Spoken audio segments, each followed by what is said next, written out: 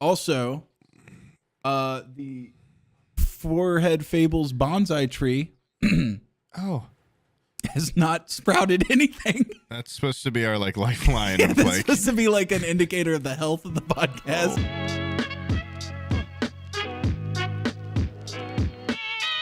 Hey guys, what's up? We are here. It's us again, and this is episode 59. Stalt enter the episode number, big bold text, patron exclusive, where we talk about the nitty gritty and the secrets we don't normally talk about. Yeah. Let's get into topic number one. Topic number one. We're having a very video game heavy episode today. Oh, Yeah, are we? yeah. Because I've got actually a qualm with you Oh, yeah? about a video game, What's it? and a qualm about a video game show with you. Okay. That was actually you- part of it, but Okay. yeah, there's been a lot. Like, usually we try to not talk about video games because like I do that shit on my main YouTube channel, and there's We're not nerds. nothing worse than going to like an event or something and someone in person is just talking about video games. It's like, dude, this can't be the only thing in your life. There has to be more to it. Yeah, I hate than when I video go to games. E3 and they're talking about video games. It's Come like- on, talk about jerking off Yeah, a talk little. about jerking Come on, off, spice talk it about up. something else, talk about shitting in your Poop, pants. puke. Yeah, come There's on. a lot of other conversational topics. We don't just have to talk about games. But that being said, This is the game episode. this is a game. Special game There's a episode lot for of shit gamers happening. only. I've all of a sudden I had like a not disinterest in games, but like I wasn't. They didn't grab me. You weren't engaged. I wasn't as engaged as I. Engorged. All of a sudden, yeah, it's coming back to me. I'm getting back into it. I think it was that Gamma thing that I played for Stalker. That game kind of sunk its teeth into me. That was a fun time. But yeah, Fallout, and then the Fallout show came out, and I was like, oh, I know what I'm gonna do. I'm gonna play something that's kind of similar. For Fallout 4, there's this mod pack called Frost. What? Oh, sorry. My hat is just so wonky. It's if I ever look dead on, and my brim is it's like rotting to my head or something. There's a lot of like mold. But go on. You downloaded the Frost mod. Yeah, have you played that? Nope. It turns the think game so. into like a survival, like it's like Oh, okay. I know those types of yeah, mods. it's but like a super hardcore version. And then and everybody was like, "Oh, we're all playing Fallout because of the show and everything." I'm like, I heard nothing but great things about the show, so I went to go watch it with Abby, and it's good. there's some moments that are good. I want to engage you on before you started watching the show. To me, this is more egregious than the cake cone waffle cone discourse. Yeah, But I told Sam, like, yeah, Walton Goggins is in it. Love that guy. And he's like, I fucking hate Walton I Goggins. fucking hate that guy. It's like everyone loves Walton Goggins. Except for me. Everyone loves. Yeah, you're like, he's slimy. Yeah. He's acting. he's but no, yeah. he's not. Okay, here's the thing: is that some no, people he's a bastard. I he's hate a him. I hate him. bastard. Okay. What did he do to you? He has done nothing to me. And this is an irrational hatred. I will admit that it's Okay. irrational. Okay. It right, is I'll take like that. my equal hatred for Kevin Costner. Okay. I get it. Kevin Costner is a good actor. I get it. Kevin Costner has a certain type of like if you want like a douchebag, you get Kevin Costner and he plays a good Isn't he douchebag. like a douchebag in real life Yes. or something? And Walton I don't think Goggins. Walton Goggins is a douchebag. I didn't in say real life. Walton I mean, Goggins was a douchebag. I'm saying Walton Goggins, he played the part in Hateful Eight of just a scumbag sheriff perfectly. I haven't seen that in a while. He played it perfectly. And then when you see him in real life in interviews and stuff, I'm like, oh, this guy has that makes my skin crawl creepy scumbag energy in real life. He I think he's got a kind of charming, charming. cock. That guy fucking is so unsettling to me. He's just unsettling. He weirds me out. He's ghoulish. I don't know. Have you ever watched any of his shows with Danny McBride? Yeah, that is actually, I feel like he shines in a role where he is just a fucking cretin, a little creep. But then you put him in something like the Righteous Gemstones or whatever. I'm like, in like these regular ass roles, It's not a regular. I don't know. I don't feel like it. Misbehaving. I feel like he's I've only out watched, of like the first like season or two of that, but I watched all of Vice Principals, yeah. and he's in that, and I thought he shined. Shined. That guy, he fucking weirds me out. Some people just weird me out. I get the heebie-jeebies from that guy. But thankfully in Fallout, they have them all wrapped up in some beautiful package. So at least I don't have to I don't know it's him as much, you know? Look at his cowboy hat more. And yeah. I honestly, my biggest gripe with Fallout, everybody talks about how much they hate Maximus, the Brotherhood of Steel guy, which is hands down the weakest part of the show. I like him. But everybody hates him and they're like, oh, this is horrible writing where he looks at the girl and goes like, you want to make my cock explode now? I'm like, that's funny. Like, Really funny line. Yeah, I like that line. And that's not, intercourse. that's not my gripe with him. My gripe is like, how many shots of the power armor are you going to show where he's like floating around with this shitty little like jetpack hands? And it just looks bad. It looks awkward. It doesn't seem menacing at all. It seems like a detriment. I'd rather be out of the fucking armor 90% of the time. And I don't know. I thought they did the power. I like the power armor, like when you hear it first, like boom, boom, boom. Like it felt like it had some weight, even though it kind of looked like plastic. I mean, it's obviously, but I thought them doing it like practical was pretty cool. And the legs, also, you can tell. I mean, like I saw like so many before the show came out, like people just shitting on that scene. I mean, kind of, like, it does look weird where he's like jetpacking around. Yeah. But people are like, God, look, they've like nerfed the Brotherhood. Like this guy is a knight or whatever, and he can't even use his jetpack. And then you watch the show, and he's like, it's his first time in it. You know, like I haven't seen a lot of that lately, where people just get a hold of a clip of a show and are like, they fucking ruined it all. And then you watch the episode, and you're like, oh, okay. No, I did not know there was any sort of strife about the show before. Oh, there was just honestly, specifically that scene where he fights the ghoul in that town. Yeah.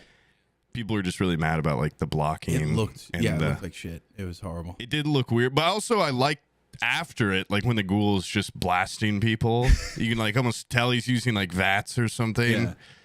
It was just, I don't know. Also, I'm not a super Fallout fan, so I get why some people are like, the lore, you know, this kind of, it's not as good as Fallout 2. I'm like, I don't give a shit. I could get it though, because I do have IPs where I'm like, if they fuck with anything, you know, I'm gonna be pretty upset. None of my gripes are like that. Like if you're just more show wise. Yeah, like for example, one of my favorite books was The Shining, and then there's Stanley Kubrick's The Shining. I love Stanley Kubrick's The Shining. It is a horrible adaptation of the book. It shines, but you know, it's a good movie, so it's fine. But like that scene in the Fallout show was just bad. It was just you know what it reminded me of? There in the Christopher Nolan movie, the Batman movie, where he's where Bane's in it. What's the name of that one? That's I don't know, The Dark Knight Rises or something. There's a scene where like Batman is he's like on the side of all the cops, and he's like, I have my army of cops, and they'll be fighting you, Bane, and your army of convicts. Bane's got an army of firefighters. Oh god. And they're on like the streets of New York City in broad daylight, and which is weird to just see Batman out at like lunchtime standing on the side of the road, and then Nolan just decides, let's do a big fucking wide angle. It's just there for like 2 seconds, and this is such a small gripe. It's a 2-second wide angle of Batman just standing in the middle of the road, and Bane is there too. I haven't seen that movie since it came out, and I'm like, that just took me out of it so hard, because it just looks like a behind the scenes, like he's sitting there like just standing so oddly, and he's still talking like this. He's like, no, I came here to finish it, and it took the magic out of that scene in like a second. I feel the same way about just the wide shot of like the power armor coming down. I'm like, fuck off, dude. That being said, all those little side characters, like the shop owner. I was about to say, I love the guy with the dog. Well, the shop owner, the lady that was like, hey, man, she's Patty, the whore from My Name is Earl. So, you know, I was like, that's cool. That's awesome. I know her. Yeah. And the scientist guy with the dog. With like, that leg is like the limb. Yeah. It's like they meat grinder his leg and give him a little twist on leg. I thought it was really funny, a lot of those parts, like the weird little interactions. And also that guy just showed up on my Lost rewatch as Ben. So I'm like, cool, you know, look at him. He's another little scientist guy. The like mad doctor salesman that like fucked those chickens and ran away and tried to. I love the shot where he's just trying to kill himself with his foot, like, and then he hears the guy. I have not gotten really that far yet. Oh shit! Yeah. Sorry, I've only watched a guy a couple at one point. episodes. You'll see him. He's just trying to kill himself. I really like the main girl's little brother. I thought he was good. It's just weird. He's like it's like Hannah Montana's brother in the show. Yeah, he's like the neurotic little Jewish guy, right? Every shot vault where they're one. like where they're like hugging, and he's just so much smaller than her. It just cracks me up. I don't know. And he's like clearly like a 30-year-old man or something, but he's playing like I don't know how old he's supposed to be. It's like her little brother. So yeah, and he's playing like 17 or he's something. Like playing on his Pit Boy like it's a fucking smartphone or something. The only thing it really has on it, I think, is just like, how is your body doing? Doing fine. What's in my inventory? Nothing. What's in my pockets? Not much. Lent. Yeah. Well, you should finish it. Yeah, I need to finish it. It's the honestly, the episodes are so fucking long, and yeah. If I sit down on a couch or like a bed or something like that and I'm watching a show, I start to fall asleep. I got old man energy now. Dude, I fucking hate watching shit with people like you. Yeah. Why? What do you mean like me? Like my friend Cash. It's like every goddamn time I turn on, I'm like, all right, we finally get to watch some together. You're in town. Within 5 minutes, he's asleep. And I'm like, God. And he gets so asleep where I'm like, wake up, dude, wake up. And he's like, wake up, something funny's about to happen. Yeah. I'm like, God, we're watching a movie together. And he's like, where am I? No, I get upset too. That's why I don't that's why I want to watch it in the middle of the day or something like that, because I want to pay attention to it. And I'm like, I shouldn't be sitting here like almost snoring watching this ghoul blow people's legs off with his weird little fucking noob tube shotgun thing. Yeah. And but there I was, just tuckered out, just full ass tuckered out. Yeah. Well, you got busy days. Yeah. I sat there. I watched it in 2 sessions. I watched 6 episodes. I started at like midnight. Like 7 hours. It's 7 hours of straight Fallout show. I watched like 6 hours straight, and then was like, and the next day I watched the rest of them. Christ. I've been blowing through Lost, but holy fuck, that show is long. I forgot how, because like, it makes Fallout show look like baby work. You know, it's like 25 episodes a season. Yeah. Of 40-some minute episodes.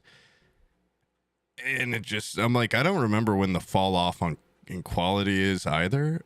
Or if now I'll just like it all the way throughout. I don't know. Yeah. I know, like, people have there a lot is of definitely gripes. like I remember seeing a 45-minute long video of just abandoned plot lines in the Lost show. And it's well, like, that's gonna piss me off, because right now I'm like, well, I've got like 50 questions, and if they don't get answered, I'll be pretty sour. Yeah, there was one like specific shot that cracked me up, and it's like, I think it was like the end of an episode, and like a guy looks up and he sees a green bird, and there's even like effects for it and everything, and it's like this green bird flies over, and the camera focuses on it for so long, and then I literally just watched that episode. You did? Yeah. Wait, is the and like they never address what the fuck that is, like what the significance of the big bird is. They had a big CGI bird before, like in season 1, and then in season 2 where I just watched, it like flies over them, and it's one of the characters is like, did that bird just say my name? Are we gonna find out somewhere? So we never find out what that bird is. No, you never find out anything about it. They just go like, yeah, that bird does that. Yeah. They also just did a shot where they're like, I don't know what's more concerning, and they're all looking at the shore, and there's like a huge statue foot from like, you know, that one statue. It's like the wonder of the world. And he's like, that the rest of the statue's missing, or that the foot has 4 toes. And I'm like, are they ever going to fucking find out what this? Yeah. Why this statue has 4 toes? Is it just gonna be some dumb shit? Probably just another abandoned plot line. Yeah, that show was awesome because you're like, where is this going? This is gonna be insane. Dude, it's good TV too. Honestly, on rewatch, and I know a lot of people hate Shepard, like they hate Jack, And I remember when I was a kid, I had a lot of my dad talk, lost ain't so bad when you ain't got a bitch yapping in your ear about it. Yeah. But he'd be like, God, this guy's just like an overactor, like hard. Like he overacts so hard on all these scenes. Sure, maybe, but, I like him. I like the shepherd. I like Sawyer, of course. Wait, Shepherd he's like the main doctor. The main guy? Yeah. Yeah, a lot of people really, I just saw a huge thread the other day where they're like, the only reason this show sucks is because they originally were going to kill him in the first season and then didn't. And a lot of people are like, he's just like too perfect or he's always right. I'm like, are we even watching the same guy? Like he's just a kind of an asshole and he's like an obsessive kind of freak in a lot of episodes. Yeah. But he's also just, he's two-dimensional, but there's a million fucking animes out there where like Ash Ketchum. Yeah. Where he's just like a fucking milquetoast nobody that like never some kid punk. Never like he doesn't really have that much of a personality except for just like I'm gonna make it one day, Yeah. And he's just also, surrounded by cooler people. I saw a tweet that like hit so hard because I'm like, this is exactly what I'm experiencing on Lost Rewatch, where when I was a kid, Charlie was like my favorite character because he was a hobbit. Yeah. Like, oh, this is cool, It's like Mary. And then now on rewatch, I'm like, this is probably the most annoying character in the show. He is so fucking annoying. I still like him, but I'm like, oh my God. I like Locke. Yeah, I do like, I really like Locke. He's just. Locke's my spirit animal. Cool. I like that guy. Yeah, your spirit animal. He's. The episode I just watched, he's like, nothing in my whole pointless, meaningless life means anything. I know. Yeah, I'm like, I get that guy. And guy. Just him traveling with a big suitcase full of knives. Yeah, not like 4 knives, but like 80. Like he has like many knives. I can't even like. I'm sure there's they more explain to more surviving stuff. than just knives. I'm sure they explain more, but yeah, it's like in his lore, he's like a box salesman at some plant, and then he hunts with his dad like 3 times, and I'm like, was that enough for him to be? No, he's like a full-on tracker. Like he knows everything. No. It has to be like a lie or something because this guy has 80 knives in a suitcase. Not a single water purifier. Not like a tent. Nothing. He's just like, I'm going out.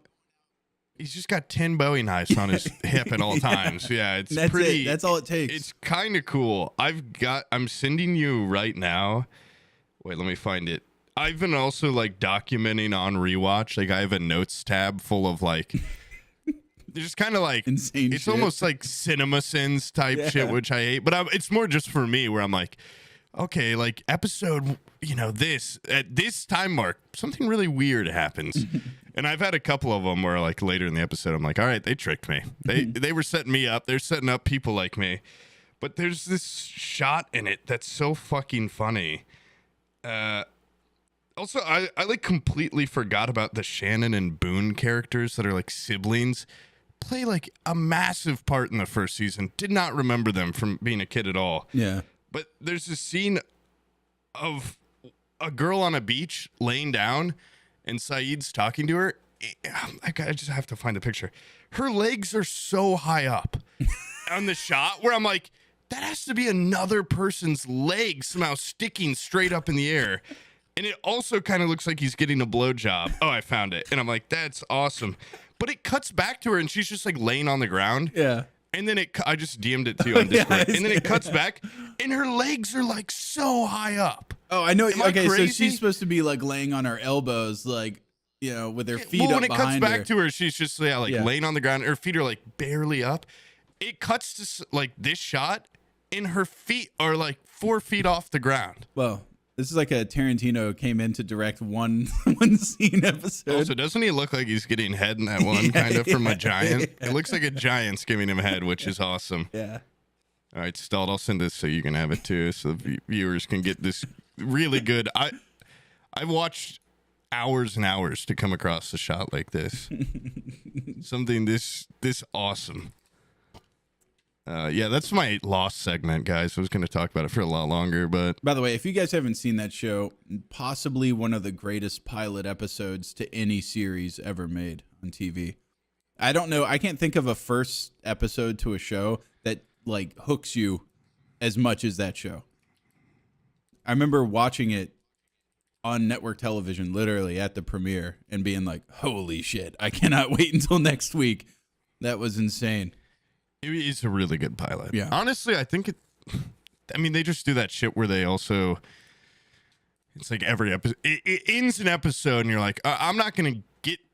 It's a cliffhanger every time, and then they somehow make the next episode. The entire time goes by before they get to the cliffhanger of the last episode, and then they like barely solve it, and it's like they just keep fucking pulling you and pulling you. Like I just have to keep watching it a lot of times because I'm, like what's gonna happen? And I feel they do a like good shows job. like that, it's even more egregious when they don't fucking tie it all together well. At the end, it's almost like a ruined orgasm. It's like I've been edging for this long, and then you fuck up the ending. Now we're just talking my language. Yeah. Oh my god! Now I understand what you mean. Before I was a little confused. Before you're like, what? You could explain everything like that. It's like when I'm coming, but it's a dud. Yeah. Okay. Yeah. Anger is what that's when anger sets in. Kind of like when you think you got a big fart that's gonna make your friends laugh, and then it just goes. And you're like, Yeah. You're like, pull my finger, and then you shit your pants. Yeah, it's kind of like that. Which, by the way, the opposite of that is I just finished Better Call Saul. It took us 2.5 years to finish the entire series. Christ, yeah. Good luck. That's a good ass show, dude. Good ass show. It all comes together so nicely at the end. All the dominoes fall into place. It's perfect. Perfect show. It's real good. Do you even I'm surprised you remembered what dominoes were falling, dude. 2.5 years, Christ. Yeah. Well, like people that actually watched it. Your memory? God. People that actually watched it, like on TV or whatever, like they got it year after year after year. So I guess it would take like 5 years, 6 years to see the whole thing. Dude, God, that's once again, guys, plugging the book series Faithful and the Fallen. But every book that ends, I'm like, if I were reading these while they were coming out and I had to wait 2 years for the next book, I'd probably kill this author because they end on like a cliffhanger where you have more questions than answers. I'm like, Christ, I could not imagine being the people reading. Now I just I'm blowing, I'm on book 4, but I hate authors that poor Game of Thrones fans. Yeah, I was just about to bring that up. Yeah. I was a massive Game of Thrones fan, and then now I've realized there's no conceivable way he's going to finish those books, and I've just written it off as like I'll just come up with my own headcanon as to what happens. Jon Snow bangs everyone. I legitimately I don't know if Jon Snow's going to wake up in the books. That's where the books left off. I don't think I think he gets killed. And then it never returns to his point of view. I'm like, I wonder if he even comes back in the books. But who knows? I bet he does. Yeah. I don't know, though. This series I'm reading is kind of like baby Game of Thrones. Like, it's not, there's some crassness and some violence and some, rape and murder and stuff. But it's a little more YA vibes. It's a little more Way of Kingsy. Yeah. But I mean, that's like my favorite book. So listen to this. This is so depressing. A Game of Thrones, the first book of the series, came out in 1996. Then 1998, A Clash of Kings. Then the year 2000, Storm of Swords. Then like Morrowind, Oblivion, Skyrim. Yeah. And then fucking now. Feast for Crows, 2005. Then took 6 years to come out with The Dance with Dragons. And then that was in 2011. And then there hasn't been a book since 2011. It's been over a decade. And he hasn't come out with it's not the last book in the series. It's the second to last. And this guy is already, how old's fucking George R.R. Martin? He's 75. It's not happening. It's just not happening. Yeah. I've even seen a lot of authors talking about, because like Brandon Sanderson, someone in an interview was like, if he dies, will you finish his books? And he's like, no, that is not my story to tell. But there's some author out there that's like, oh, fucking some hack that's getting paid by the publisher. Yeah. And by the way, I'm looking at his wiki page. He's a fucking forever alone. He got divorced in 1979. He got married in 2011, but he doesn't have any kids. Wait, you got married in 2011. That's when the last book came out? Hold on. Rolling back. 2011, Dance with Dragons. Got married in 2011. Oh my God, he's getting bounced on every night, and he won't write. Fuck, dude, this Paris McBride, this strumpet is. If you're a true Game of Thrones fan, rise up. Yeah, rise up. Take her down. This bitch is sucking the life force out of his penis every night. He needs that frustration. He needs that sexual energy to go into the novels. Okay. That's actually the biggest gripe I've heard people have about Game of Thrones. Like, women read it and they're like, why is the only female character development that happens in these books the female characters either get molested by somebody or they have a gay sexual experience with another woman? I'm like, because it's written by this dude. You take one look at George R. R. Martin. Does this book pass the Bechdel test? No, Okay. it absolutely does not. He falls into something worse. I think that would be. Do you think that would work though if you kidnapped her and the ransom was finish these 2 books well? Well, do not rush it. Yeah. I've got plenty of food for her. Don't rush it. She's safe. Yeah. But all she wants and all I want is for you to finish those books, George. Those aren't getting finished. Do you think it is? Oh, sorry. Go. I feel like he has all the information needed to finish it, and it's all laid out. And I just imagine one of those kit homes from like Sears and Roebuck back in the day when you could just order a house and they would just drop everything. Here's all the nails you're going to need. Here's all the wood and everything. I think he has everything ready to assemble, and the assemblance of it is just too much for his old 75-year-old He's on a typewriter mind. and his fingers are too fat now, and he keeps messing up and ripping the page out, starting over. I think he literally walks into the room, his writing room, and sees the cork board of all the shit and all the lines he has to bring together, and he just cries and walks out of the room. I'm going to go bang my wife instead. I don't really like dragons anymore. I discovered pussy, and now I don't like dragons. Okay, guys, we should grow up, all right? You know Try what? Getting your dick that sucked. one statement right there, George R. R. Martin has gone from villain in my eyes to kind of just relatable hero. Yeah, I don't blame you, George. Okay, if that was up to me, if I was like, here, you can go write about dragons or you can get your dick sucked on, I would Molotov that fucking studio, that writing studio in a heartbeat. You're already incredibly rich. Oh, fuck. Yeah. All right.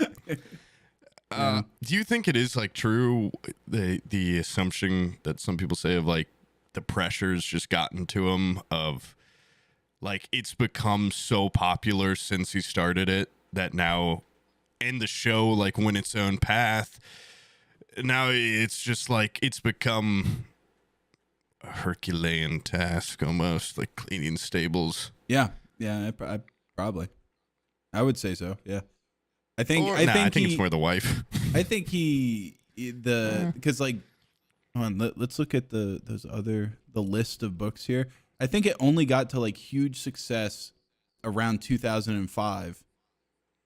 And then they started scoping out ways to like shop it around and make a movie or a miniseries or something.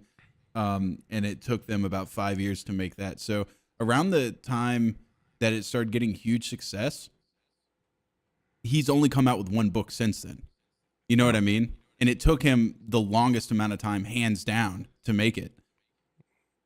Is it critically like, I haven't read any of the books, but the first one, that was like a long ass time ago. I don't even know if I finished it. Is that book, are they consistently good? If I remember correctly, there's one that's like kind of weaker than the others. It's either A Storm of Swords or A Feast for Crows, but A Dance with Dragons was good. But like there's a middling book where it's kind of like the one in the middle. Yeah, it's like the aftermath of the War of Five Kings, and everything's kind of dying down, and it's like the after politics and it's kind of like weaker in terms of even the scheming isn't as cool. Yeah, he should be more like Jonathan Gwynn or Brandon Sanderson, the only 2 authors I know because I just read their books. Books ranked. I want to see the ranking. What's the book rankings here? Feast for Crows is the one that's like regarded as not the best. And that's the third one? That's the one in 2005. So is that the third? No. The fourth. Second. That's the fourth one. Oh. Yeah. Oh. But A Dance with Dragons, which is the one 2011, that one's well regarded. That one's like one of the best.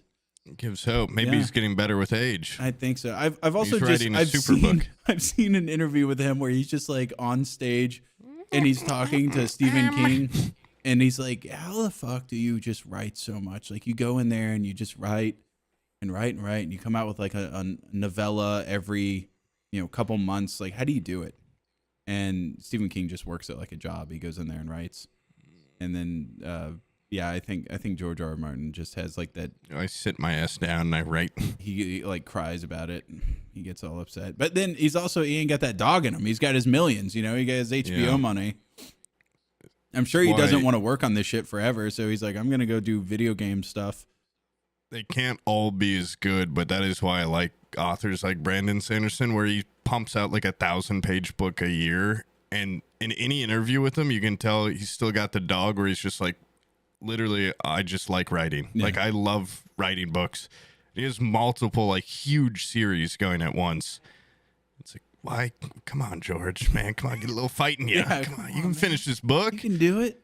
I'll finish it for you, okay? Let me check it out. Let me come up with some ideas. I also wonder if he had, he had obviously relayed to the show writers the ending. And then, like, after everybody screamed about it, I bet you he's, like, back in his writing room, like, fuck. Fuck. Dude, that was exactly what I was going to do. That's exactly what I was followed it precisely. They took the fall. And the people are really upset about it. Have you heard the conspiracy that he had a ghostwriter that died? And that's why he can't finish it? Really? I mean, it's just a theory. Yeah. But I will take it as fact. I don't think so, because he did come out with like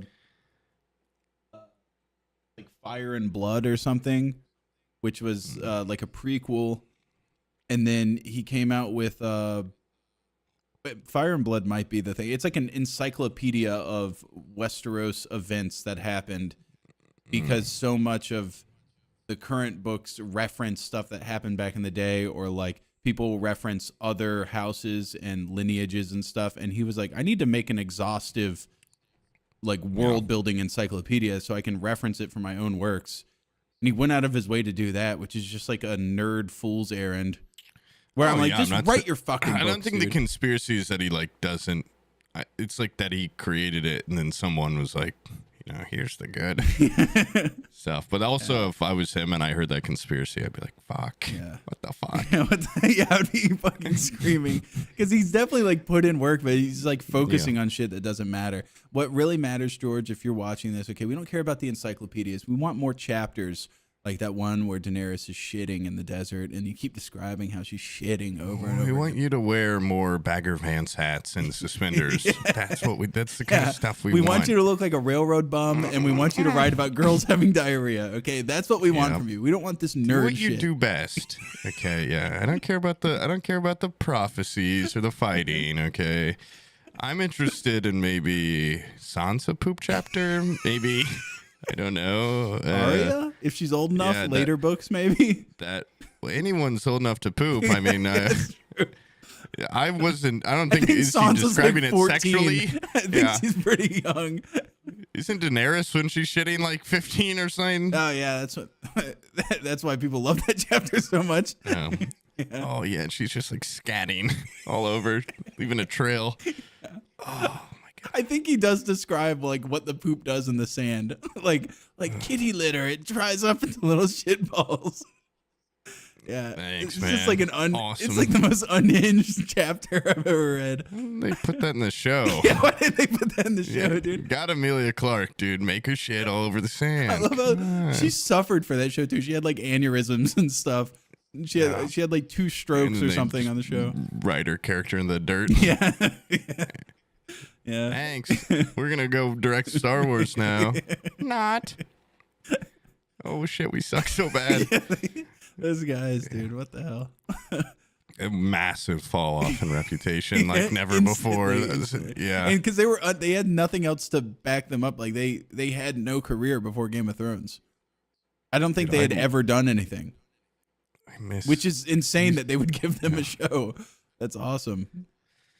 I miss watch parties for Game of Thrones and stuff as they were coming out. Just so incredible. And then final season, we're all like, what's happening? Like we're watching like 15 people, the finale, gathered around like a shitty TV, and we're like, oh, what? Like, is it our TV? It must be our TV.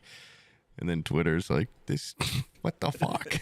Too dark. Yeah, they made it look cool, but there was none of like the writing there. It just kind of stunk. Yeah, I miss honestly, like some of my favorite nostalgia viewing that I do on YouTube is I'll look up just clips of Varys and Tyrion talking and scheming and plotting and just like the politicking. Yeah, politicking. It's great.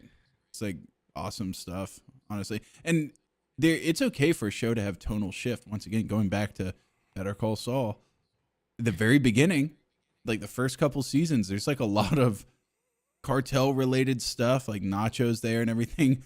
And towards the end of the show, like everything's falling apart, and you're like, this is getting really bleak. This is like the saddest last season, but it's good. It's well written. It's just sad. It's just like, I don't know if I can stomach another episode of this because of how like bleak it is. And you can just see where it's going from a mile away. You're like, I know where this is going. Well, it's a prequel too, right? Yeah. So. Well, no. It's what's odd about it is it's kind of like, I think like in season 5, it catches up with with cool. Breaking Bad, and then season 6 or whatever is right after Breaking Bad. Oh, I did not know that. The entire last season is shot in black and white. And Abby's like, is this all like, are they ever going to go back to color? I'm like, I don't think so. Okay. It's like an entire season. I think it's like almost 13 episodes of just black and white. That's cool. Yeah. I've heard it's shot very well. That's one of the things.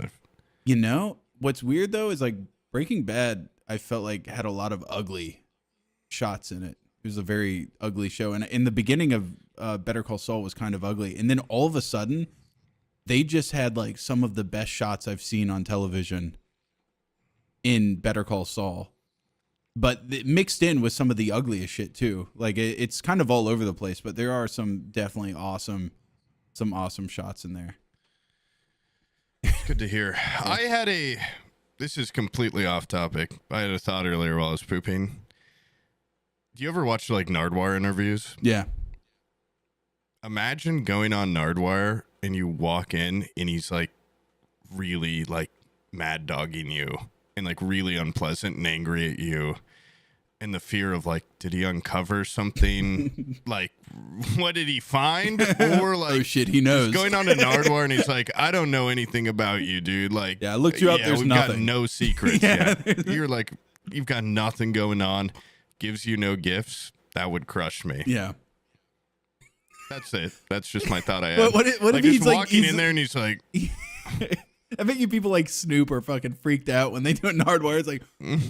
He's like, he pulls out a little Ziploc with casings in it, like bullet casings. Yeah. Look what I found. Looky here. Oh, fuck. Oh, fuck.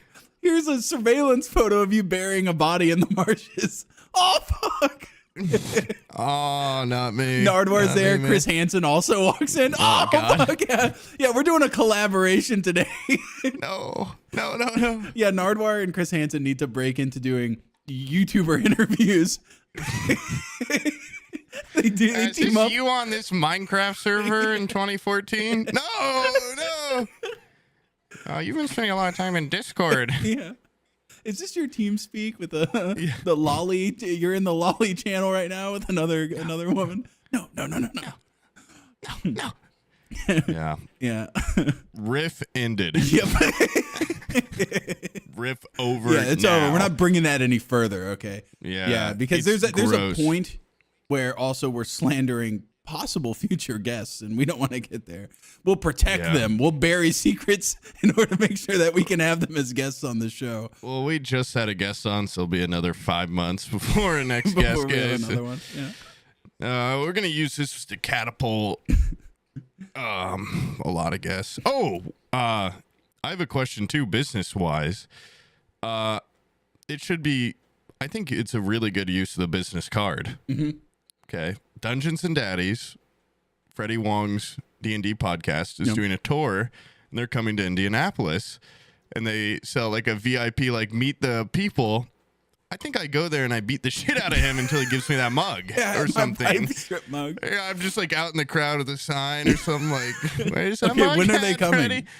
They're coming, I think in June or something. Let me check. I'm gonna get a flight up to Indianapolis. Yeah, dude. You could come. We gotta get tickets to meet they're them. They're not that expensive.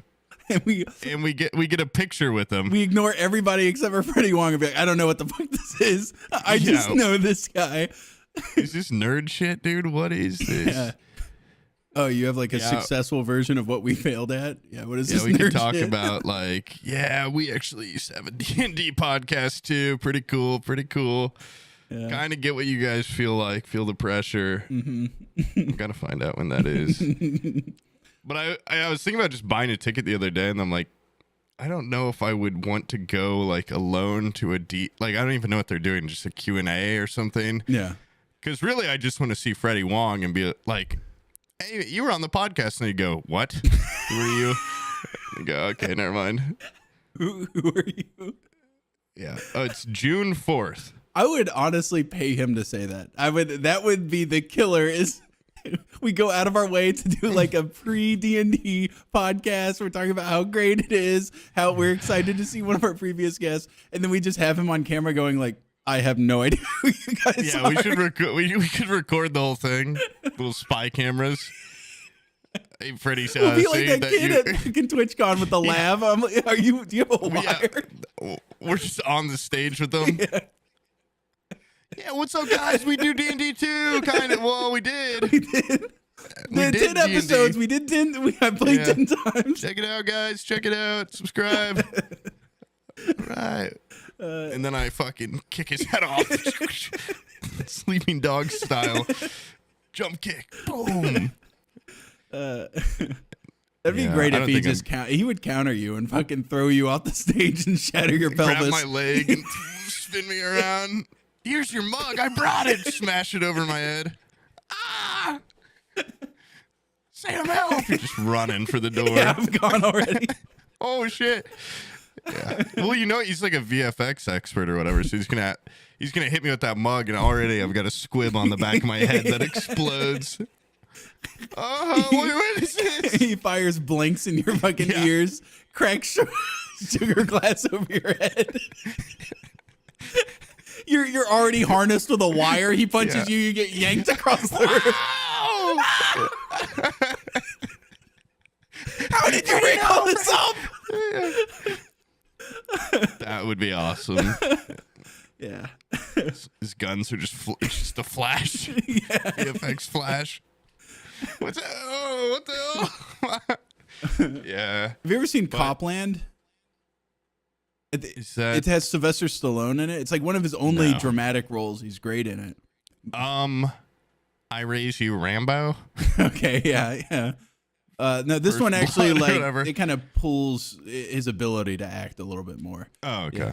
So Rocky. Yeah, kind of. It's like a Rocky type.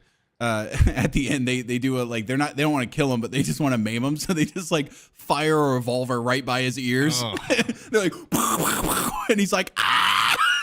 He's got like blood coming down his, two blank firing guns either side of your head. Right in my eyes with the flash. Ah!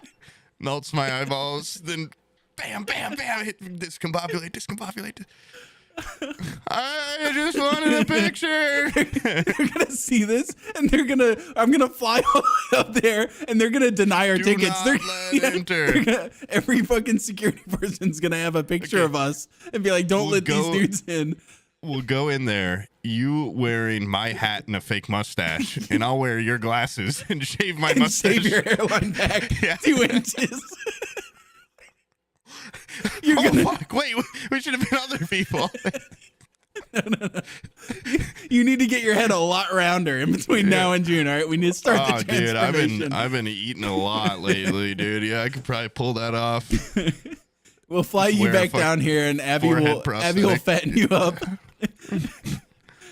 I just need to eat there for a week. If I eat more than one meal, if I stopped my Celsius Zen morning of breakfast and lunch. But that being said, on top of that, if you had your current diet and you just took beer out, you would be shredded like Jesus. You would have abs like Jesus. What's that? That was so funny in Parks and Rec when Andy or whatever, he's like the fat slob the whole show, and then he did Guardians of the Galaxy, and then he comes back to the show and he's just fucking shredded, and they're like, what happened? He's like, I stopped drinking beer. That's it. He's just fucking huge. Yeah, beer. You know what's funny? Good. He looks like, this is weird, but he looks more natural as like his tubby version in Parks and Rec. I mean, because he's not like taking roids and I guess working out constantly. But he kind of has like an endearing personality that I feel like well, he was not being. He was shredded. Also just seemed like a funnier guy then too. Yeah, like he's a lot more, I think, like Christian now or something. Oh, Christian people can be funny. The only God, maybe I got nothing. I was gonna try to think of a funny guy named Christian, and then I don't know any. Wendigoon's kind of funny. Yeah. No, Wendigoon's funny. Yeah, come back on our podcast. What's up, man? Bring your friend, meet Kenny. Yeah, let's do a big party. Do you think now we're gonna get? Well, I do want to say, if you genuinely want to do a bit where we go to that, think about it, because then I could also show you my home. Oh yeah. Okay. June 4th. Plus, there's a property up there I want to look at and buy. Yeah, and I gotta buy this right from out underneath. Fuck. Now I don't remember what I was gonna say. The other thing. Fuck. Stupid. Dude, going to events like that or going to like TwitchCon, I always walk away from it with such a positive experience. But I've watched this video of do you know who like Burger Andy is? No, I might know him if I look him up. Don't look him up. I'll send you this link right here. Okay. Because this very specific video is the only thing you need to see. Watch that. Oh, wait. I love this video. Yeah. I've seen this when it shuts and you just see him in the... This might be the most depressing thing I've seen. And I'm so scared to go to a TwitchCon and have that moment where I'm like, dude, this is already how TwitchCon is for me. And they're like, sorry, not enough badges, buddy. Or not enough. Dude, I'm like, please let me in. Like, I eat a worm. Let me in. Yeah, no, that is like the saddest video ever, because it's just like the most. And then to post that video, like he had the footage. Yeah, like, he could have deleted that. No, I think it's live streamed. Oh, yeah. Oh god, yeah, it was on. Christ. It was live streamed. Guys, please, and then just like, I think it's the warping to the window, hopefully, but he looks like a worm or something. Yeah, I ate a worm and I'm becoming one. Help! Brian told me like the lore of this guy. Apparently, he had like a wife and kid, and he abandoned them to become like a IRL streamer with Ice Poseidon. That's the dream, and baby. Ice Poseidon was like, "Who the fuck are you? Like, get the hell out of here!" And then he fell all the way down to eating worms to get on tour buses, and that he doesn't get on. That he doesn't get on. Yeah, this is me trying to sneak into the after thing with Freddie Wong. Hey, you were on the podcast. Come on, man. There was a mug. You said if I eat a worm, I could get the mug. I'll eat another. I eat them all the time. Come on, I'll eat anything. By the way, for any young and impressionable people out there, if a group of people want you to do something gross to get their approval, they're not going to think of you any better once you do it. They want you to die. Yeah, they fucking hate you. Like, if you know Steve, if they want you to do something badass. I had this old friend, Tony, and Tony would... Tony the alcoholic. Tony the alcoholic. I think I've told this story before, but he was at a party, and there was this guy there that just had prolifically large balls, and he would pull them out as like a party trick and be like, look how big you would if you had them. He's like, they look like 2 avocados in a burlap sack. Like, his balls were huge. I've got 2 little acorns sitting in my lap right now. That's awesome. Dude, avocados? But I would be so if I had balls that big, I better have the dick to back it up. Like, if your balls are that big, your dick would look like a little nail holding up your balls. You know? Yeah. So like, it's like some truck nuts on the back of a tiny little hitch. Yeah. So this guy, for some reason, there was like a Burger Andy kid that was at the party, and they were like, hey, each pay you like $5 if you drink this beer after this guy like puts his giant balls in the beer and like dips them in the beer. And the guy was like, okay, I'll do it. And so the guy pulls out his big balls and just full ass like washing boarded his balls and like just dipped them in and out like a big tea bag in this beer. And there was like people that like spit in the beer and like put like a cigarette butt in there. And this guy just drinks the whole thing. And everybody's just like, rat poison.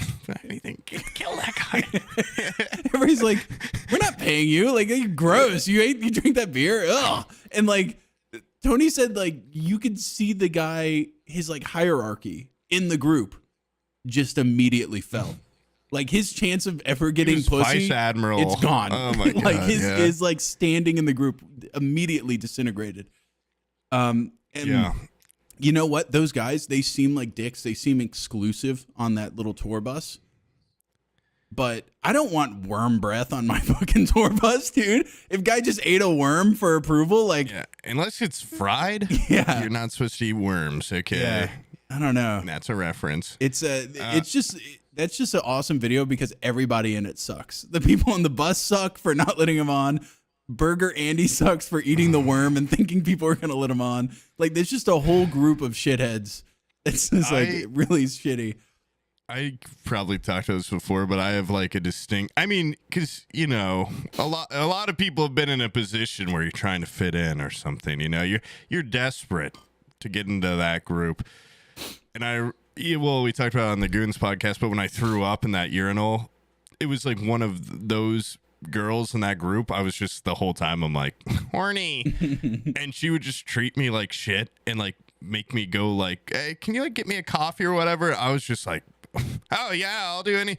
And our other friend in the group, who in hindsight was just like a much cooler girl that I probably should have been hitting on, she like got me once when I was like blacked out drunk. Like, I honestly thought I dreamt this for a while, but she's like, every time you let her treat you like shit, like you were just like looking more and more pathetic in my eyes. And I was like, oh, fuck.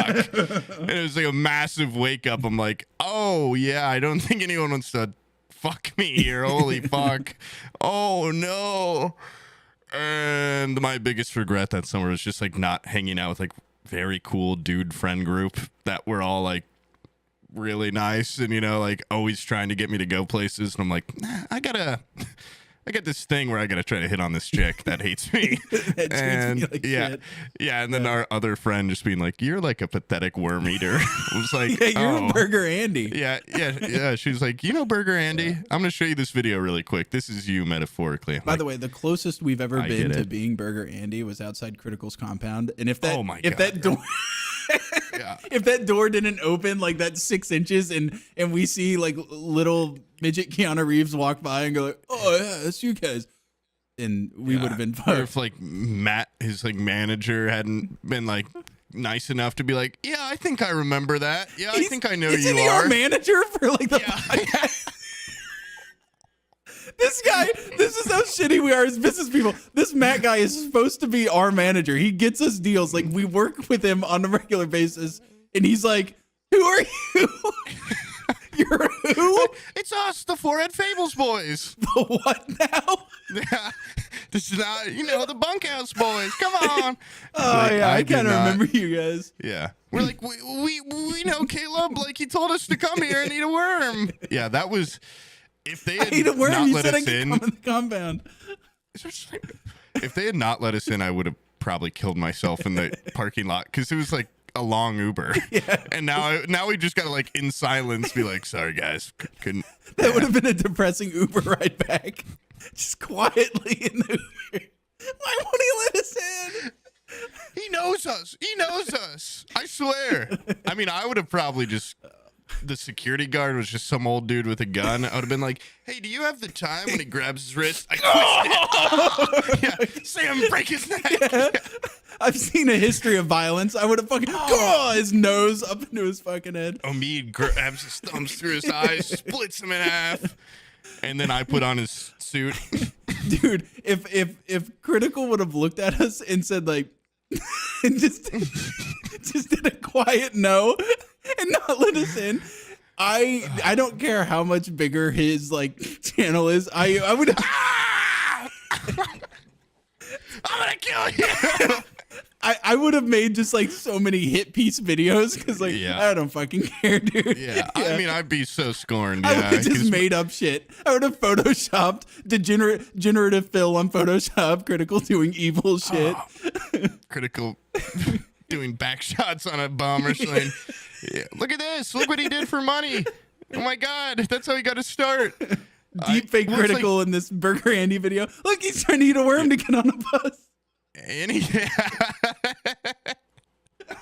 That's our bus. That's our bus too. We didn't let him on. Shittily Photoshop us in the windows. Us going like this. No. Nothing personal. Not about that one time. It has nothing to do with that. This is a different thing. Yeah, every other time in my life I've been to like a club or something, they're like, you look like shit, you can't come in here. I'm like, fuck. You know, the bouncer's like biggest guy ever, and also like I don't know him. Yeah. But if a guy I knew of was the one to be like, no.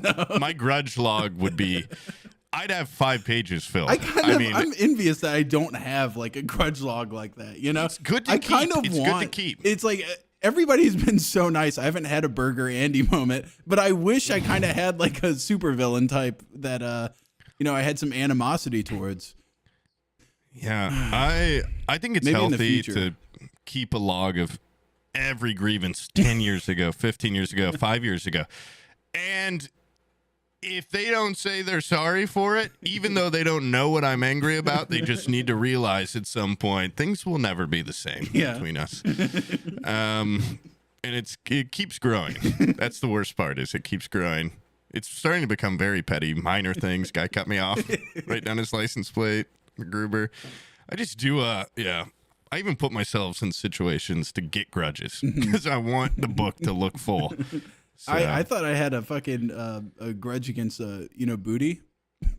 Yeah. I couldn't find him on Twitter. Like the fucking nicest guy Yeah, he's like ever. the nicest guy in the world. I couldn't find him on Twitter. I was trying to ask him something. Tree one. I had to message this girl. I was like, did he fucking block me? Like, where is he? I can't find. And then I eventually found his page. I was like, oh, thank God. Like, but I was like, imagine getting blocked by him. I would have some serious questions. Like, what did I do? Like, this is like the nicest guy in the world. Like, what did I do?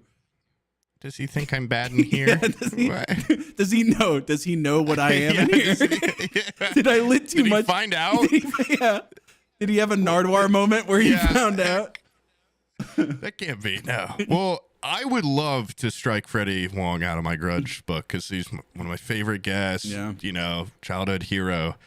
Loved actually his D&D podcast, but I sent him my address and I got a fucking bag of coal. So I even thought about DMing him and being like, "Yeah, dude, like this is sweet. You're coming here."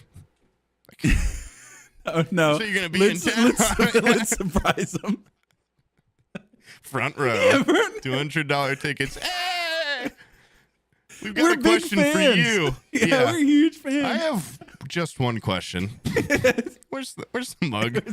You said you were making one for like your best friend and your favorite and your best podcast friends.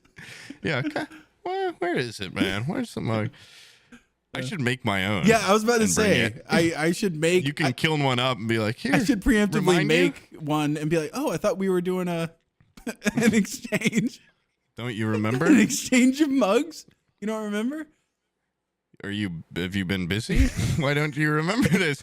Because we're busy. Yeah. We're busy and we don't think about it much. He's literally on a stage, like running a production, like making movies. Yeah, making movies and then doing Dungeons and Daddies like on a stage level. If I had anything that was like stage level where you need mic equipment, lighting and everything. Look around your room. That would keep me up at night.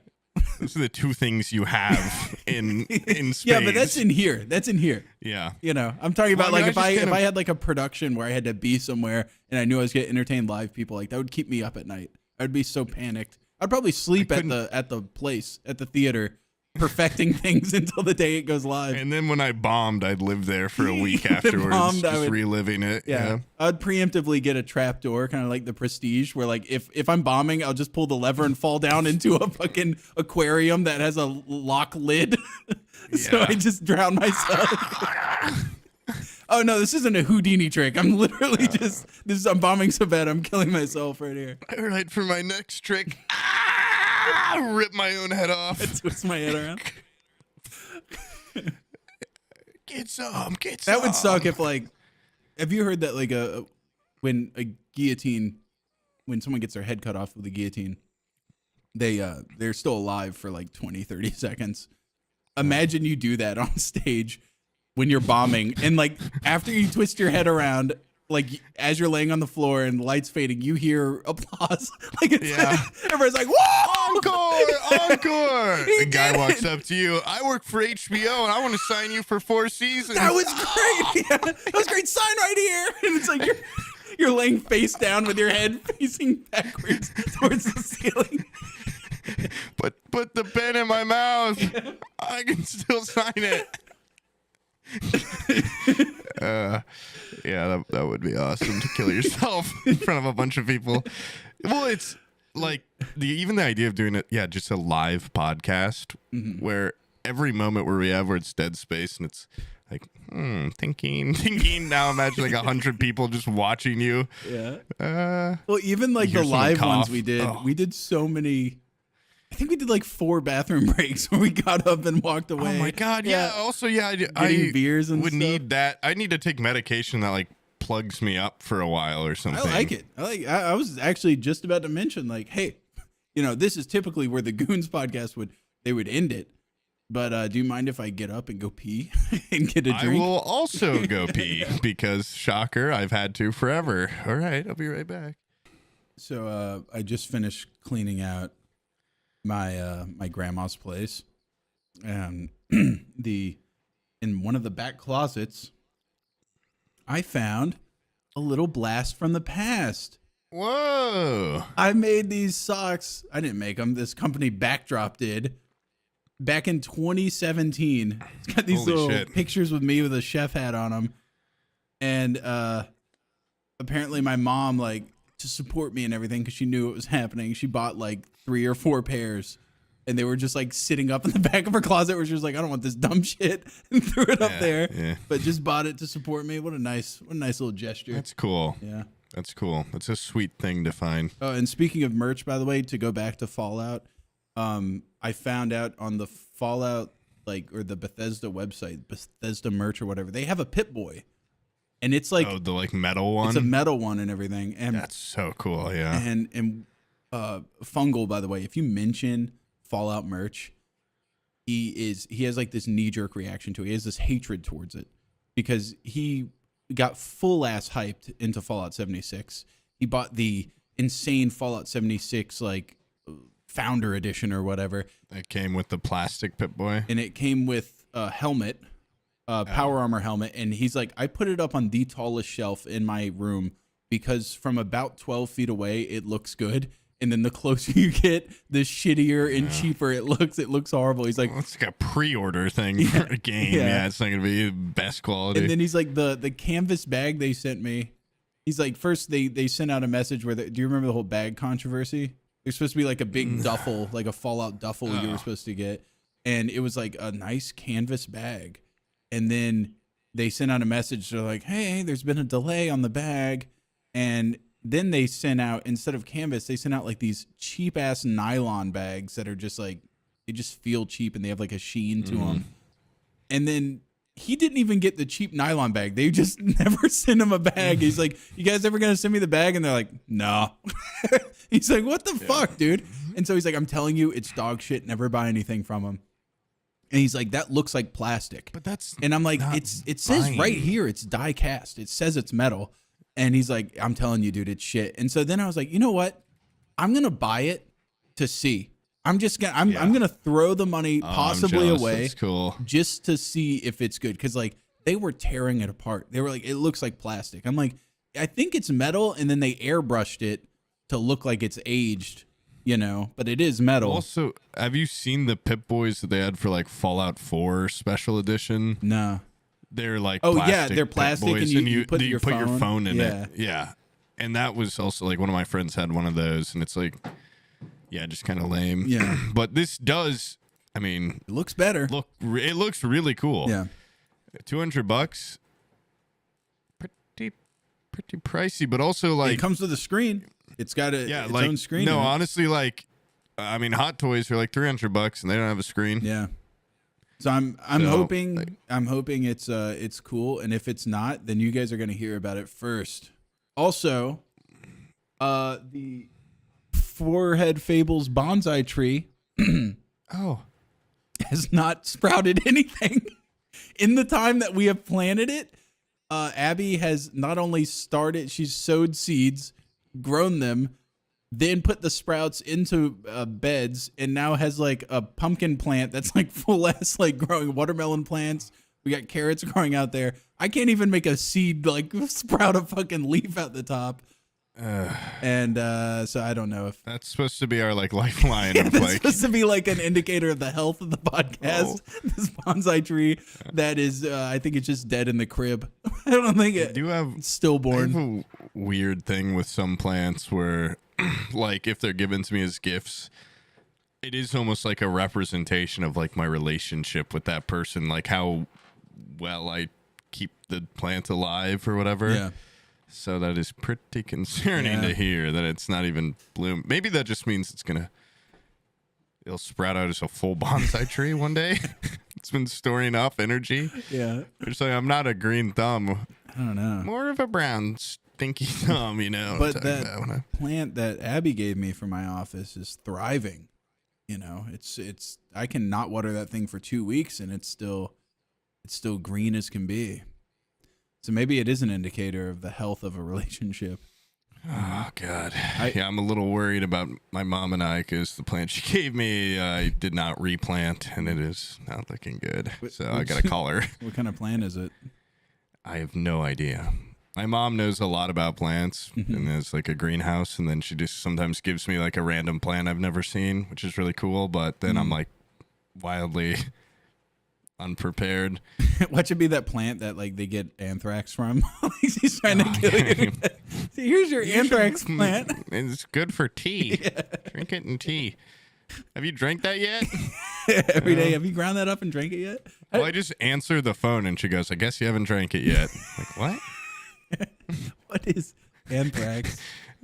It's a bacteria known as it occurs naturally in soil.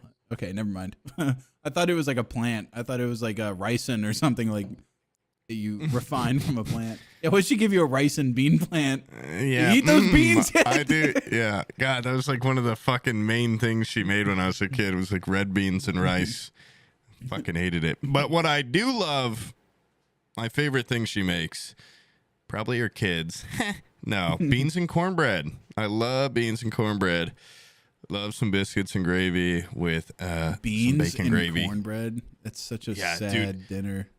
It's when made correctly, just like a it's almost like shit. It's almost like the worst meal. It's like a sweet, awesome, beautiful treat. Dude, that sounds with some like sweet tea. Oh my God. That sounds like, imagine you're a railroad bum. Yeah. Guy hops into your car with you, pulls out his stick and bindle. Okay. Yeah, opens up his handkerchief and lays out dinner. I imagine it being cornbread with beans. Am I a hobo in this scenario? Because I'd probably fucking devour it. And if I were a billionaire, I'd probably devour it. Yeah. For his fucking cornbread beans. Give me that. Give me that. I go, this bean doesn't look, ding, flick it right through his brain. Put two up his nose and then hold his mouth. You ever seen the old Daredevil movie? Oh yeah, like Bullseye. Yeah, Bullseye. Get my paper clips. The villain rocks, dude. A bean, huh? He kills an old woman with an M&M on the airplane. Oh, I forgot about it. He like shoots it down her throat. Yeah, he fucking like ricochets an M&M off the tray into her throat. Yeah, that is like on the surface level kind of just a lame power, but when done right, it's very cool. Yeah, he never like uses it. I like when he MacGyver's ways to kill people. I don't like it where he's like, I have guns, I can shoot any shot. Yeah. Like Wanted level. I like paperclip where he goes whoosh, he throws a paperclip and kills somebody with it. Yeah, those are like the only scenes I remember from that movie. him just like taking off his beanie and be like, I have a bullseye on my forehead. yeah. If I were him, I would not have that on my forehead. Yeah. Well, first off, I would probably not have a big, easy marker for people to shoot. And I would probably be like the new Steph Curry or something. You know, I would be. There has to be a way to monetize this other than just killing be people. Be a quarterback. Yeah. Be a basketball player. I can fucking lace these things and put it wherever you darts want it. Player. Anything. Yeah. Anything. How about I throw little things and kill people? Yeah, what a freak. Dude, you know what? He could film in one day. He could do the entire catalog of what are those like frat guys that just throw ping pong balls into cups? You mean beer pong? No, they'll like take like a basketball and they just like throw it behind their head and everybody goes like, oh, dude awesome. Yeah, dude, yeah, he could dude just perfect. Dude perfect. Dude awesome. He could recreate the entirety of Dude Perfect in like a day and just make like billions of dollars. They have like their own like TV show or something now. The Dude Perfect throw show. Basketballs this big into a hoop a mile away. Yeah. I liked him. I would still do the killing people with M&M stuff, but I do that on the side. You know, that wouldn't be my main squeeze. Yeah. I would be murdering constantly, but I'd also be a prolific YouTuber. Hey guys, welcome to another Dude Awesome. I'm Bullseye. Yeah. Look at my head. Ow. Yeah. They did him well. I liked him in the Daredevil show too. He was just cool, but I think he was also like, I think he was a pitcher or something. I'm like, that makes more sense. Yeah. But then he like used it to like he killed a kid or something by throwing it at his temple really hard. Okay. Yeah. I think he is just like crazy, which I guess makes sense because the big bullseye. Well, that's the scariest part is a rational villain. You know, I'm assuming they're all kind of unhinged in a way. Yeah. Thanos' power was to flick M&Ms in your mouth. Like, I'm gonna kill. That would be great. That'd be great if his mind, like, he wasn't as smart as he is, so he's like Daredevil level, not Daredevil, Bullseye level intelligence. He's like, now that I have all the Infinity Stones, I can flick M&Ms at anybody, anytime. Like that's just Thor's coming at him, and he snaps, but he's actually snapping an M&M right in his mouth. Oh God, it's too tiny. I can't get it out. It's a perfect size of my throat. Yeah. Bullseye, like, dude, you need to expand your possibilities here. You can do anything with this glove. Anything? I can put M&Ms anywhere in anybody's throat. Every finger shoots them out. Everybody that's wrong to me. M&Ms. 1,000 grandmas will die. Yeah, that. I do like. I like stupid. Just like. It seems hard to translate to a movie. I mean, the movie sucked, but. Yeah. They did an all right job. You know, stupid villains are kind of awesome. Like the Joker movie with Joaquin Phoenix. I was thinking, by the way, we were supposed to talk about Vincent Gallo and Buffalo 66. Buffalo 66 has remarkable parallels to Joker, except for in the Joker movie, his like main love interest at the end, he finds out like she doesn't even know I exist. And in Vincent Gallo's movie, she like loves him unconditionally. Yeah, like, well, it's his Harley Quinn or something. You know, it's like he's got her, and he's got more riz than the Joker. That's somehow, crazy. Yeah. Vincent Gallo, and he does. That's exactly what when I was watching. I'm like, this is just real life Joker. Yes. I mean, it's not real life, but I'm like, this is real. But I think the youth of today. For some reason, a lot of people idolize the Joker. I think it's because he's anti-establishment. Kind of he's a bad boy. I think people should watch Buffalo 66 and idolize Vincent Gallo. I mean, talk about Riz. Stalt, I want you to insert the clip of him getting the girl for the first time right here. Excuse me, miss.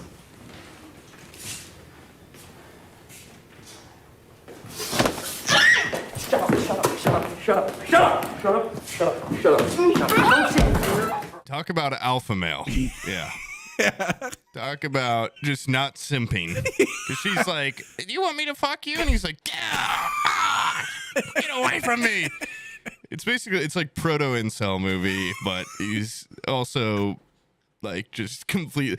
And also, if I could if we could find it in the budget to get the outfit he wears in that, the fucking cut off like striped like Shirt, like Parisian bomber shirt with the fucking leather jacket, skin tight leather pants, and red boots. red boots.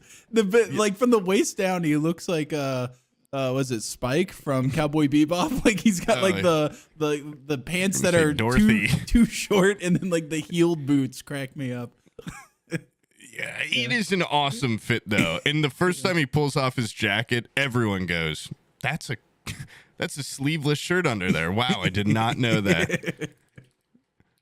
I've got to find a picture of this outfit really quick just so I can reminisce. Just so you can reminisce on it. Yeah, Buffalo 66, guys. Definitely give that movie a watch. Movie ever. Watch it with your family. Yeah, really just insight into just normal upstate New York mentality. I think Stolt would watch it and be like, oh yeah, this is just what we're like up here. Just normal ass people from upstate New York. I think that is why it was just so bizarre to me that like my stepdad and mom love this movie and we're like, you haven't seen Buffalo 66? You've got to watch it. I'm like, I don't know. I've never heard of this movie in my life. Yeah. That's not his full outfit, but I just love that shot of him like completely shrugging away. I'm sure psychologists watch this movie and get a lot out of it. This is like it's definitely a strange movie. But the premise of the movie, guys, if you haven't seen it yet, is this guy went away to prison for a while, and when he gets out, he calls his parents, and apparently he never told them he went to prison. He just told them, I moved away because I'm like a super secret agent or something, and I'm really successful and I have a lot of money, and but I'm back in town to visit you guys. And they were like, oh, do you have a girlfriend? He's like, of course I got a girlfriend. I got a beautiful wife and she's here with me. And they're like, well, bring her. And he's like, fuck. And he hangs up the phone, looks to his left, sees a beautiful girl, immediately kidnaps her. Grabs her, yeah. Which is like, it's like the most unhinged, like 15-year-old it's like my favorite fantasy. part of the movie. Yeah, it's just like he just looks over at her. He's like, hey, you got some quarters or whatever? And then just grabs her up. And then he visits his parents. His parents are like the most unhinged people known to man. Like just this guy had no chance to have a normal life. Well, they're also a big part of the plot is they're obsessed with the Buffalo Bills, and there's like a kicker. Their one chance of winning the Super Bowl, the kicker misses a field goal, and it's like the family just like rewatches that game and stuff, and everyone's like obsessed with this. Also, this is just for I'm just sending this for you, but I love the scene where the dad just starts singing and it's shot completely different than the rest of the movie. Yeah. And he's just dubbed singing. Yeah. And then at the end, he's like, well, enough of that shit. It's like the most beautiful, like, Frank Sinatra, like, singing. And then he's just 3 minutes. Yeah. And then he's just like, all right, enough of that shit. And she's like, can you sing another? He's like, no. Are you insane? Has the shortest temper in the world in this movie, too. I love the guy that plays the dad, too, because he plays Jackie Treehorn in The Big Lebowski. Oh, yeah. And just like I don't even know the guy's name. He's just like a cool guy. He's cool. Well, in this movie, he's horrible.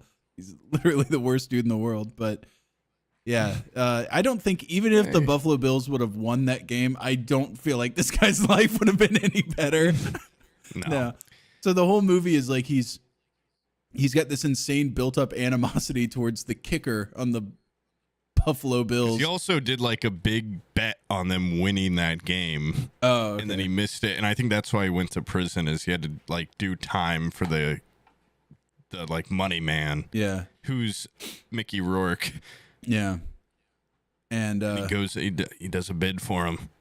But the whole movie, like even you just expect like this is going to go very poorly for Christina Ricci's character. And then it not really actually. She's like this is by the way written, directed, music, starring all done by Vincent Gallo. And so like he's like, I'm gonna kidnap her immediately, she's gonna fall in love with me. Like in like the first 10 seconds she's just like, oh, I love you. And there's a scene very early on where he goes to the bathroom and a guy looks at his dick and it's like, oh my god, it's the biggest dick ever. He's like, stop looking at it. Okay. This is how Okay. most people would write a movie about themselves. Yeah. Okay. That it might be like the most shoehorned in thing besides Tarantino getting Selma Hayek to put her feet in his mouth Yeah.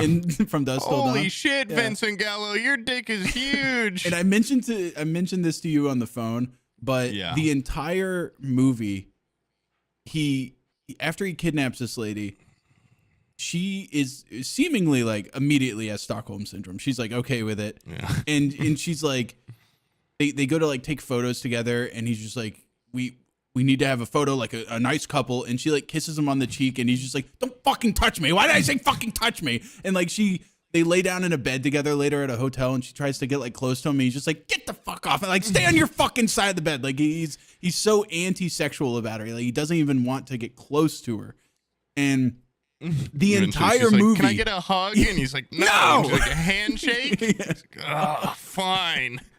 The entire movie, if it didn't have that scene at the very beginning where a guy looks at his dick and goes, oh, it's so big, then I would watch the entire movie and go like, this guy has to have a micro penis. That's the only reason why he's like, He had to clear it up. yeah.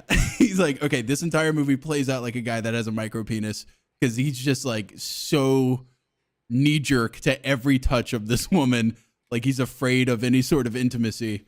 But I'm sure he watched the movie and like, because every filmmaker does this where they make a movie and then they have their friends watch it and go like, give me notes on this. Is this good? I'm sure his friends were like, it seems like you have a micro penis, or maybe your dick got cut off when you were young or something and you're afraid of intimacy. And so he probably wrote in the urinal bit where the gay guy looks at his penis.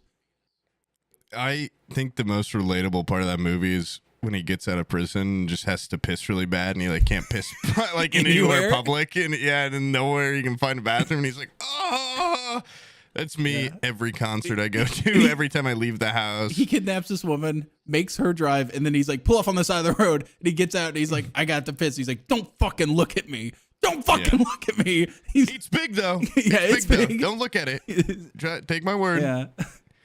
When you look up Vincent Gallo on Bing, the first thing that pops up where it's like what he does is just a quote that says, I'm sorry I'm not gay or Jewish, so I don't have a special interest group of journalists that support me. I wonder if this was made after he got like 1,000 allegations about being like an evil man. Yeah. Whoa, sorry. Sorry, Nobody will I'm back not me part up. of the Jewish cabal. All right. Yeah. Nobody's got my back anymore. Yeah. All I did was sex crimes. Yeah. Come on. Where's all the racist women-hating journalists? All right, I need them to get my Come back. on. Yeah.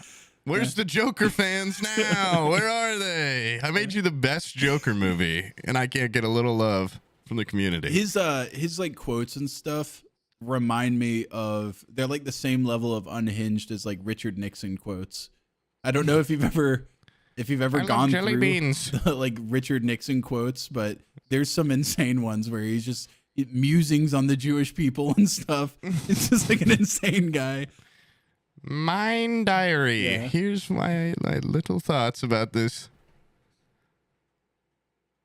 Oh my God. This is an awesome picture of Vincent Gallo where it took my breath away for a second. And then I realized he's just doing that thing where you put your shoes down and then put your knees on your shoes. By the way, Vincent Gallo, they're in Buffalo 66. He's like an attractive guy. And then he quickly went down the rabbit hole of like, this guy looks like the type of guy that would snatch a woman after getting off the payphone. Me. I look like that. Yeah, he wrote it. I'm the type of man that would snatch a woman Yeah. up. I'm And writing then he this movie for my kinda, future yeah. self. Yeah. Yeah, He's- completely unhinged. Okay, so anyways, after this movie, actually, hold on. The ending of the movie might be my favorite part of the movie. I don't know if you want to spoil that for the people. Because it's just such a funny joke to me. The entire movie is built up towards this animosity towards this kicker for the Buffalo Where Bills. he's on the phone. Yeah, and he hates this guy. He hates this kicker, and he's like, I found out the kicker owns a strip club, and it's also kind of like I think it's just a strip club. And he's like, I'm gonna go there and I'm gonna fucking blow his brains out because he's ruined my life.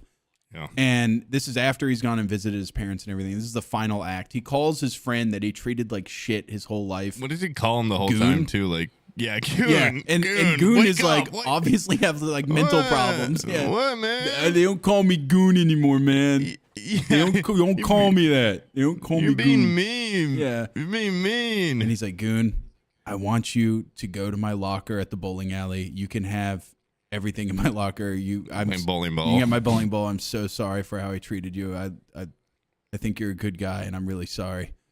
And then he hangs up the phone. He goes in the strip club, and he's like, he's gonna kill this kicker for the Buffalo Bills. It turns out it's been years since the guy was a kicker. He's just like a fat dude, and he's just like surrounded by strippers because it's his own club, and he's drunk as shit. And he looks at Vincent Gallo, and he goes like, "You want a shot?" Like he's like just a nice guy. He's like, "You want a shot?" Vincent Gallo immediately blows his fucking head off with some of the coolest practical effects ever put to cinema. In my remembering it, I remember I explained it to you. I'm like, it's like it's like Proto Matrix, like does like the 360 camera. It's just a guy with a camera going like, and everyone's holding still. Yeah. All they did like was yarn going out his head. Or it was like plastic mold. he does like a pistol shot, and then they take like a red like hard plastic blood spray and like staple it to the back of the guy's head, and the guy just like does like a face like he's getting shot, and then they tell him hold still, and they rotate the camera around him with music playing, of course cool, written though. by Vincent Gallo. Yeah. Good music. Yeah. And then it turns out that's actually just him dreaming that, and he's just standing there awkwardly over the guy. And then he just walks out of the strip club, immediately calls Goon back and goes, "Hey, remember that kicker from the Buffaloes? I just met him. He's actually a really cool guy. He just seems like a normal dude. By the way, don't touch my shit at the bowling alley. Don't even fucking touch my shit in my locker. I'll kill you. I'll kill you." And then he like hangs up the phone, and he's like, "I'm going to go hang out with my girlfriend now. I have a girlfriend. She loves me." I forgot about that. The 180 is so funny. Just being like, yeah, like actually really cool dude. Just a really like sincere guy. Like just really not. All he did was like, "Want a shot?" Yeah. Yeah. Like I think he gets a bad rap. I think people are too hard on him. Yeah. The whole movie's like, I'm gonna fucking kill that guy. I've got to kill that guy. That is And then legitimately a beautiful sequence. That is that's what I think. I think of him snatching the girl as just a funny scene, and then I think of that 180 in like in sentiment towards a person so quick. It almost plays out like a bit that we've talked about, where we're just like, you know, go in there, blow his head off, and then be like, actually, he's not that bad. Like, go there full intent to kill a man, and then he just goes like, "You want a shot?" Actually, this dude rocks. I take it all back. half of Die Laughter went, with NPCs. Yeah. Yeah. I just love like that. Before that, he's just running back and forth from like the motel they're staying at. Just shots of him in those red boots, like running across the street, goes over there, runs back. After he does it, he's just like goes back over. There's just so many shots of him like hands in pocket, like running in his boots. Just love that fit. God, Okay, so good. that being Did said, not pull it off. that's Buffalo 66. Then Vincent Gallo goes, "Hey, I have a lot of credibility after making that movie. It was kind of a hit. I made the best movie ever. So now I'm going to make this movie called The Brown Bunny. And it's going to have Revenge Project. yeah. And if you thought the passion. first one was unhinged, this one I haven't seen it yet, but I've done some wiki reading on it. And I kind of want to host like a movie night on Discord where we can watch it with the patrons, maybe. That would be cool. Yeah. And because then again, actually the content of it, never mind. Wait, maybe we should like screen it or something and like skim through it. Never mind. I only know about it, what you said, and everything I've heard. I'm like, wow, this sounds like almost like revenge porn, the movie, or something. So Vincent Gallo writes, directs, stars in this follow-up movie called The Brown Bunny. And he gets a ex-girlfriend who is also a very accomplished actress, Chloe Sevigny, to co-star with him as his love interest. And you might know her from Boys Don't Cry, that movie with Hilary Swank that is must-watch film. And he gets her to star in this movie. He convinces her at some point, in the movie that she should blow him until completion in a scene, and it's completely unsimulated. Like the camera's just like on her blowing him. He's straight up nuts in her mouth. That's in the movie. And then like if you go to the like Wikipedia and read about it, apparently he just hated her current boyfriend. And so was like wrote in the script after the fact. He's like, I think you should blow me in this movie. And it was very obviously him just like, I fucking hate your current boyfriend, so I'm just going to have you blow me in this movie. And she agreed to it. I have no idea why. But kind of, yeah, now that I think about it, screening this for a bunch of patrons, probably not the best. You guys want to watch porn together? Look at this. Look at this $300 30 by 40 brown bunny poster of her just sucking his dick. That's awesome. This once again, this guy's making movies that I wish I could make, okay? What a crazy poster. Yeah. It's just him with getting blown. Holding her head. Yeah. Yeah. He apparently this movie seems this is another poster, just a clip from it. Yeah, it seems like a big part of the movie is her blowing him. Yeah. Well, that's the only part that people remember. I wonder if the rest of the movie's like Buffalo 66, like he plays a similar type. Oh. I think he does play a similar type, but I think the movie sucks. I think the only reason people remember it is because of there's porno in it. Yeah, they're like, Chloe did what? And which by the way, she's kind of a freak, because I remember that do you remember that show where it was like, I don't want to say oddities, but weird little like gothic-esque oddity pawn shop show that was kind of following Pawn Stars, but it was kind of like weird macabre stuff. It was kind of like a Pawn Stars. I know American Pickers, but I don't know. American Pickers is like kind of, we're going through Arkansas with our van, And then there's Pawn Stars, which is people trying to like, I have baseball cards. This was like, I found pieces of a human skull under my house and I want to sell it to your store. Oh, that's cool. And I went to the store in Manhattan, and they were like, yeah, we had a show for a little bit. That was still their like claim to fame there.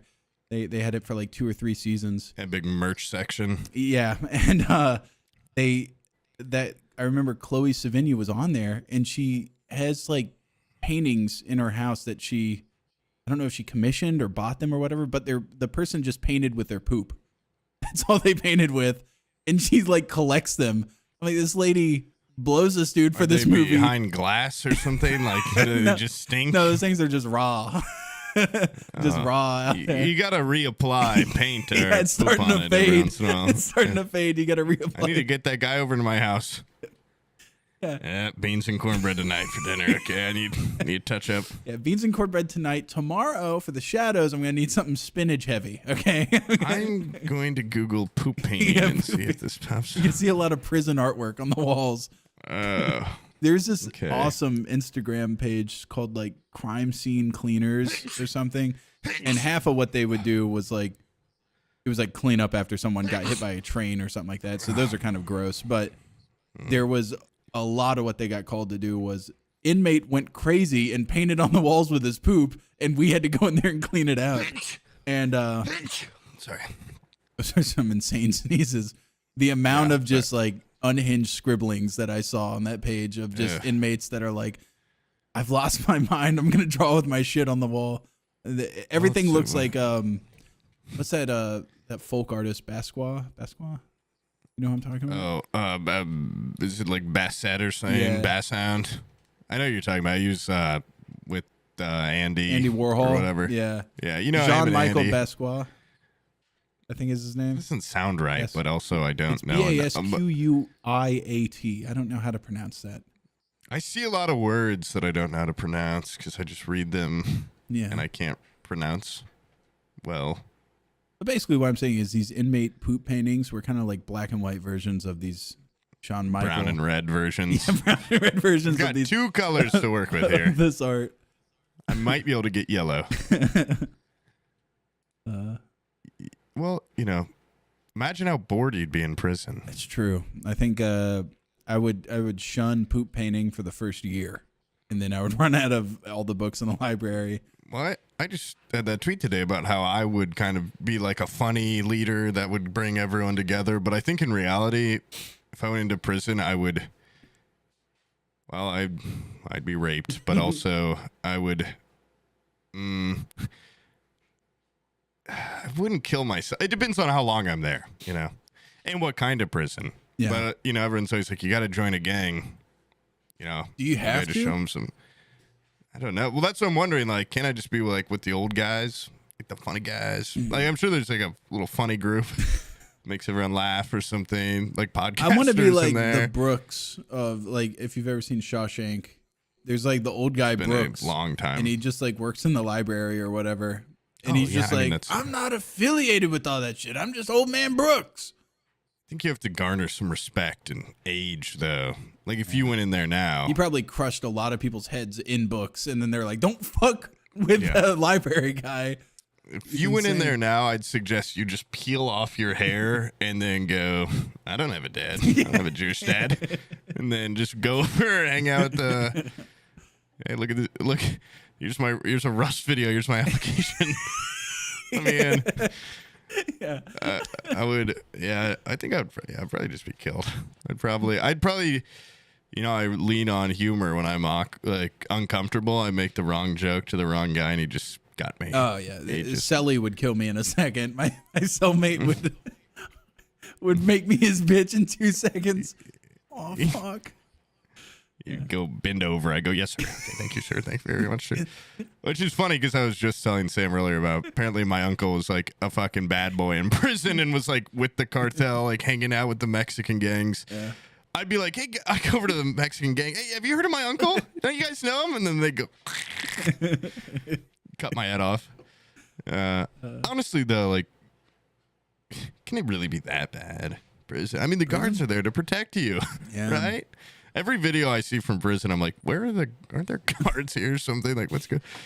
Maybe we need. I feel like the guards are complicit a little bit in the hazing and you know, bad shit that goes on in prisons. I think there's like a hierarchy there, and they're okay with it. Well, I get some of it too, where it's like there's a big culture, right, of like you're like a child rapist, they like rape and kill you there or something, or like yeah. But I feel like I remember when I don't know if this is a real thing. When I was younger, isn't it like don't they hate cop killers in prisons? No. But then I'm always like, why? No, they aren't. But I always thought, like, maybe I just saw that probably in a like cop movie. Superman or something when you're in there. Yeah, I think it would. I thought it would be like, what's up, guys? What's up? Like, I killed a prison guard. Like, isn't that cool? I'm sure the guards probably come down on you pretty hard, but. Also, when you hear about this, people, is it ever a real thing? Weren't we just talking about this for like, maybe it was with someone else, but like the guys that are like, they shave the warden. The warden has them like shave them, some like trust or power play or something. I'm like, if I was a warden, I would never let a prisoner near me with a razor ever. I'd be locked up in my castle or whatever. Yeah, and I'd rule with an iron fist. I would kind of rule like, have you seen Schindler's List? Also, like a long time ago, when like, Ralph Fiennes wakes up, I see where you're and going gets with his this, sniper and just opens up his bay window and looks down on his camp. And when workers are slacking, I leg them with my. I won't have like a Car 98. I'll have like a little 22, a little tiny right. Pea shooter. Yeah, I just leg them. It's barely hurts. Yeah, and then I would have them build me cool stuff like big. Those survival channels where they're like two guys building a underwater lagoon water temple in the jungle. Yeah, I would have prisoners constructing cool stuff like that. Oh, I thought you meant a guards. Tribesmen. I'd garner kind of a witch doctor reputation. I'd smoke bomb and I'd disappear. Prisoners are superstitious. Yeah. My guards would be like the Aztecs from Apocalypto. They would have blow darts. They would have slings and rocks, and they would have. I would be at the top of a big pyramid, and if you piss me off, I will cut your head off and roll it down the stairs. I'd just throw little poppets at their ankles.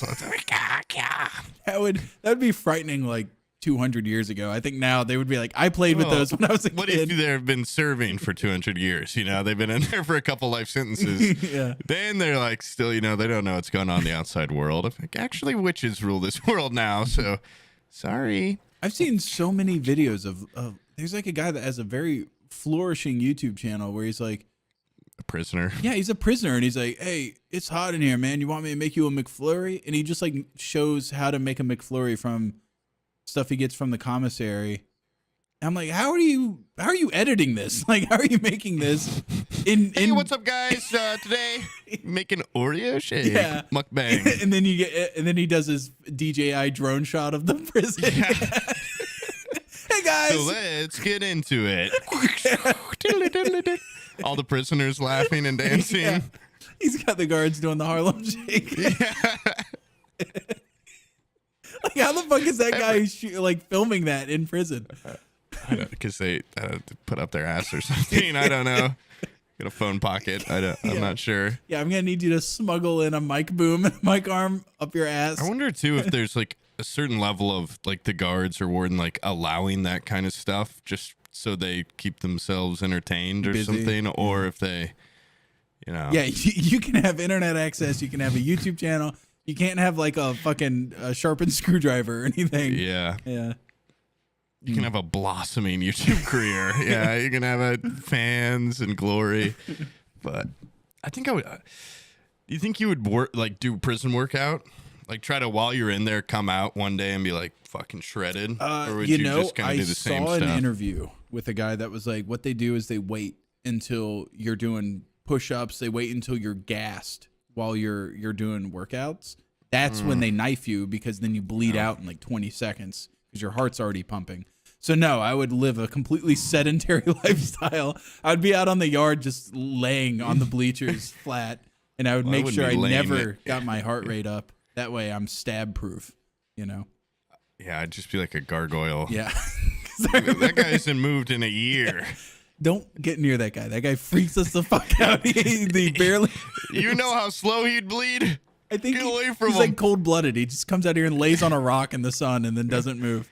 Because I remember there was also like, you know, cautionary tale: don't shoot guns up in the air for celebration. There's a guy on a New Year's party. Someone shot up in the air. Bullet goes up. Stray bullets kill a lot of people. Yeah. Comes straight down, hits him. But he was so drunk and sitting still, he didn't feel it. And he sat there for like an hour and a half, just like with a bullet lodged in his gut. And then when he went to go get up, he was like, oh, that hurts. And I'm hoping that's what me being sedentary will be like in prison. I'll get knifed and I'll be like, if I don't move, I won't bleed. I'll be fine. All they want is a reaction. They're bullies. No. Knife through my hand. Ah! Yeah. Oh my God. That doesn't affect me. Yeah. Yeah. Yeah. I work in the library. I'm a wise old man filled with. I'm rubber, you're glue.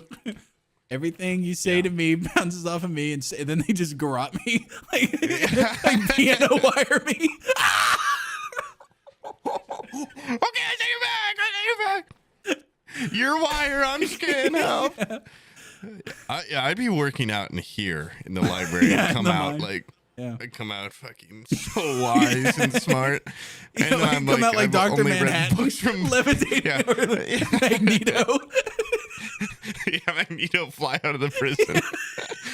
I know all the best doctor terms from 50 years ago.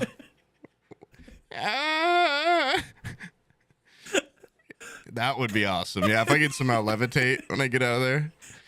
Dude, I love how like every like person that is like a huge ego online, like, well, Charles Manson's not a huge ego online, but he just has a huge ego. He's so internet brained. Yeah.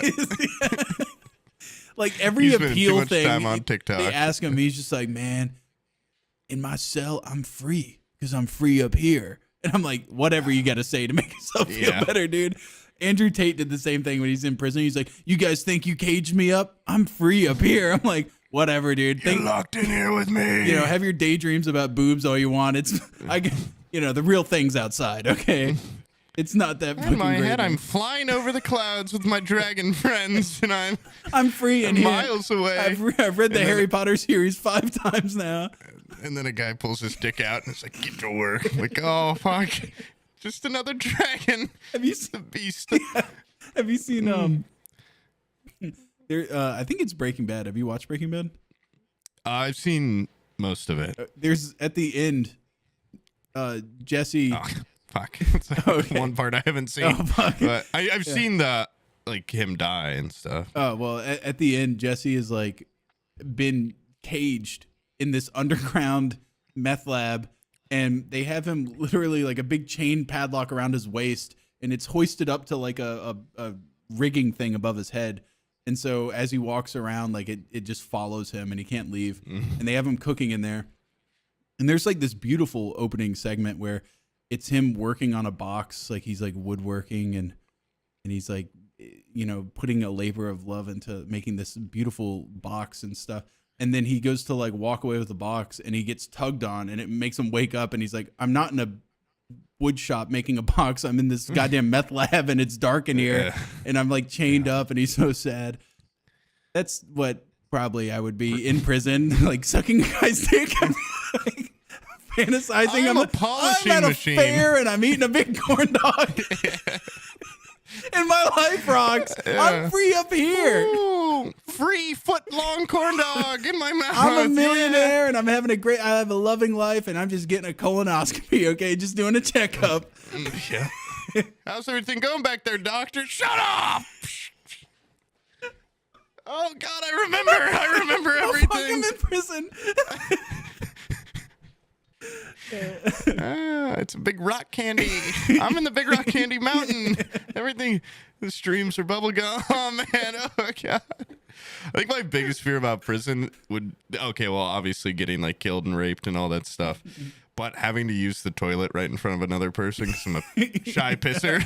Like, oh man, I just like shitting right there. Yeah. That's fucked up, man. They should give them a little door so they can do A stuff curtain. in there. Yeah. Yeah. Yeah. I know they'd use it for Nefarious, what, jacking off and jerking off. just normal human privacy. What are you doing behind the curtain? Can I just like, I'm not killing somebody. Like, it's just me in I'm here. pretending. I'm imagining my dream zone. Yeah, American prisons are fucked up because, like, if you look over the seas, Anders Breivik, the guy that killed like 68 Sounds people Swedish or in something. Norway. Oh, Norwegian, yeah. He was like some Norwegian ultranationalist. He got on a boat and he went over to this island that was like a summer camp, and he just I think fucking you've talked about this guy before. yeah, he like laid waste to everybody there. And he's in prison now, and it's like an IKEA apartment. Like, it's like a nice ass room. Yeah. And he constantly files appeals to the government where he's like, I want an Xbox. Okay, I want a fucking computer. I want a TV. I want internet access.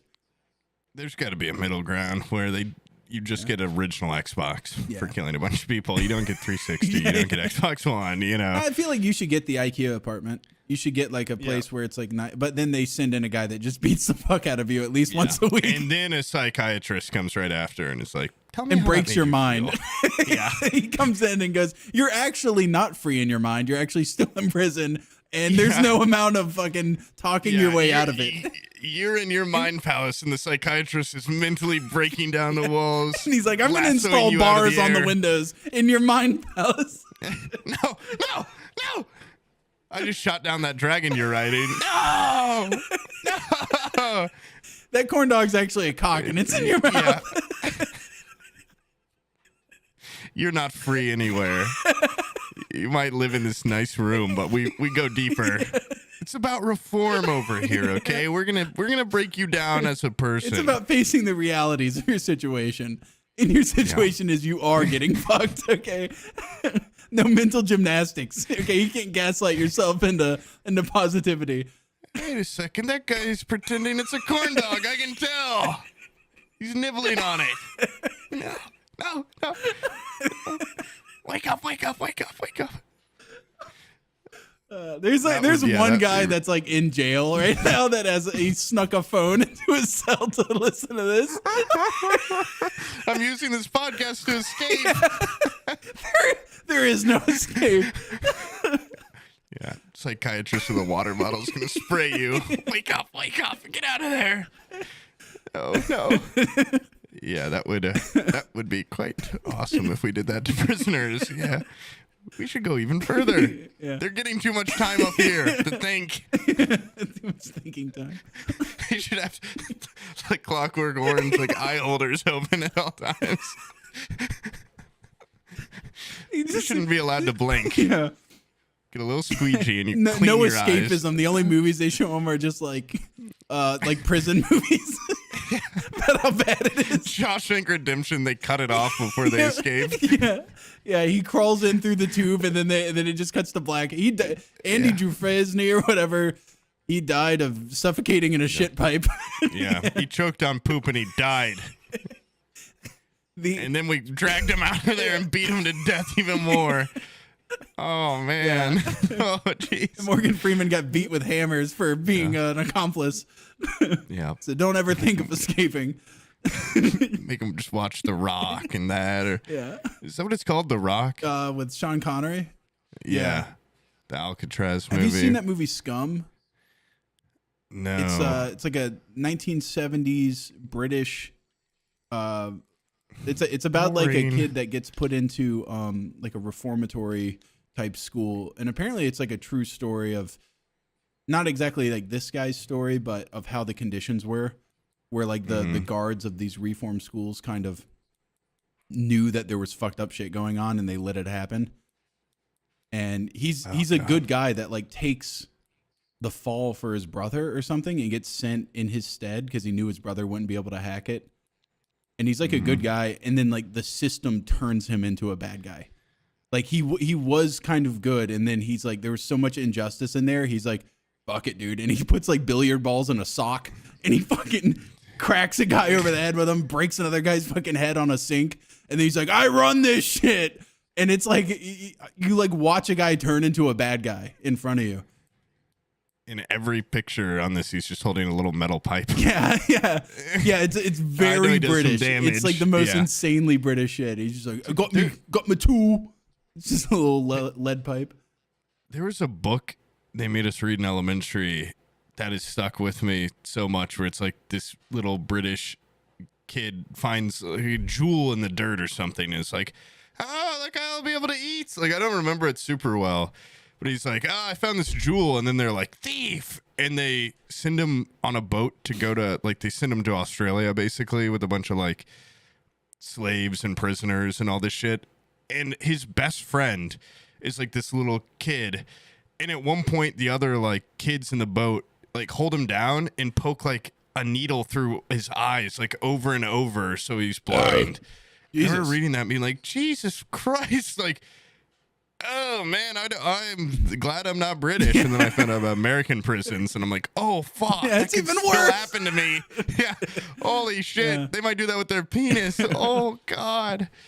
But yeah, I love those books in elementary where they make you read them, and you're like, what the Holy fuck? shit. What am I learning here? Yeah. Like, don't steal. Okay, I want. Yeah. If you find a diamond, give it to someone. I All right. think I felt that reading Huckleberry Finn in elementary school. I was like, holy Christ. Jesus. Dude. Okay, man, I'll be a good guy. Yeah. I have to see if I can find the name of this. They had I had a black teacher in elementary school, and we would stand up and like read segments out of books. And for certain segments of Huck Finn, she would make sure that black students read them. She was like, I don't want to hear this. We from you never had guys." to read that, I don't think. Really? Yeah. There was Yeah, honestly well. like there's a lot of shit that was on like the required reading that I don't think I was mentally old enough. Like I feel like I'm a late bloomer in terms of maturity. Still kind of trying to figure that out, you know? But Yeah, I get what you mean. I just bought my first calendar yesterday. Started filling it out. in I think it was like middle school, they tried to get us to read some Kafka, and I'm like, hey, like we're not we're not there for that, you know. We're not You guys have Captain Underpants. we're Come not like on. smart enough for that shit. And so I read the Metamorphosis and I was like, there's kind of something there. And I, you know, but then I read it again like in my mid-20s and I was like, this book fucking rocks. Like, if you guys haven't read The Metamorphosis by Franz Kafka, like it's a good ass book, but I felt like I was too young to understand it when I was in high school. You knew that there was something. There's a book in here. Yeah, But I was couldn't like, there's comprehend it. ideas here that when my brain gets all finished, I'm gonna really go to town with this thing. Yeah, that's how I'm gonna be with when I reread that I'll- Hatchet one day. Yeah, I'll understand Oh. subtext. I'll understand allegories. Okay, I was like, oh, so Gary he Paulson. wasn't a big beetle. Okay. Yeah. I'm a little confused because I remember a big bug in this. Oh, so you're No, saying I he wasn't a completely- big bug? Okay. Okay. Did you guys have to read Hatchet? No. I have Hatchet though. I never read it. I like literally have the book. It's on my shelf in here. Just never read it. Is it? I mean, it's just about a kid just like gets lost in like Alaska or something, right? Yeah, Hatchet, My Side of the Mountain, where the red fern grows. Like all those are very similar type vibes Okay. of books, and that is honestly like a micro genre that I like, where it's like a coming of age tale where like a kid's off on his own in a place he Yeah. shouldn't be. You know, I he like discovers that. himself. Then put in a fantasy setting. Yeah, where it's like I'm So it's stronger like a than little- I thought I was. Yeah. You know, I'm not just fighting a wolf. I'm fighting like a big old monster. Like that's cool. yeah. I'm a sucker for very like Or like the women version of that is where Cliche. you're like, I'm stuck in a desert and I have diarrhea in the sand. yeah. Well, that's how women are. and men are Daenerys' become chapter heroes. is like that's like the Yeah. female Hatchet, you know. And Yeah. I'm glad George R. R. Martin understands Oh. female characters enough. Oh man, I wish I had a wet wipe. Oh man. Oh my asshole hurts. Yeah, the sand, believe it or not, is not helping my asshole out. This one was. Well, it feels spicy. What is this? My toilet paper is sand. My toilet is sand. My food is My sand. sink. My sink and soap are sand. Oh. Yeah, Yeah, my guy just keep pooping out more sand because it's all I eat. dude, if I had insane diarrhea, I would be tempted to almost like, yeah, just eat a handful of sand. That might dry you up, right? Dude, or just plug my butt up with it. Yeah, put some sand in there. Just make sandpaper with my cheeks. Oh my god, yeah. George barely got away with what he wrote. Okay, there's no way if he was just like, and then Daenerys thought, maybe if I simply put sand in my asshole, it'll dry it up. Stupid woman's like, what if I ate the sand? Would that be like cat litter in my butt? And then she ate it all. She's pooping, and yeah. Dumb bitch thinks she's gonna rule the world. I'll show her. I talked about it like 5 times, but yeah, but I loved the book when I read it when I was younger. Less Darkness Fall, where it's just like time travel book. Like guy goes back and it's like Yeah. the classic. He's like a historian, so he's like, I know what to do. And then there's just weird subplot of like this author clearly hates his wife in real life or something, because the way the guy he's like just treats women like, oh, I'm back in time. Well, time to treat women like I'm back in time. Yeah. And then he like No eye goes- contact. Yeah, I would have to reread it, but I remember just while I was reading it being, even then when I'm like completely dumb, like I'm starting to think this is like a pipeline book for like, it's like Vincent Gallo wrote a time travel book or something. Yeah. Then I made her fucking blow me, and then I threw her away. I think at one point he really just like has sex with this chick, and he's like, "You're disgusting." Just throws her away. I'm like, okay, man. Jesus. It's like I kind of like the time travel stuff and like the historical stuff. You had my attention. Now you've got, now I'm fully in. Now I'm fully in. Yeah, it was a bad book. Shitty book, whatever. Yeah. Do you want to call it here?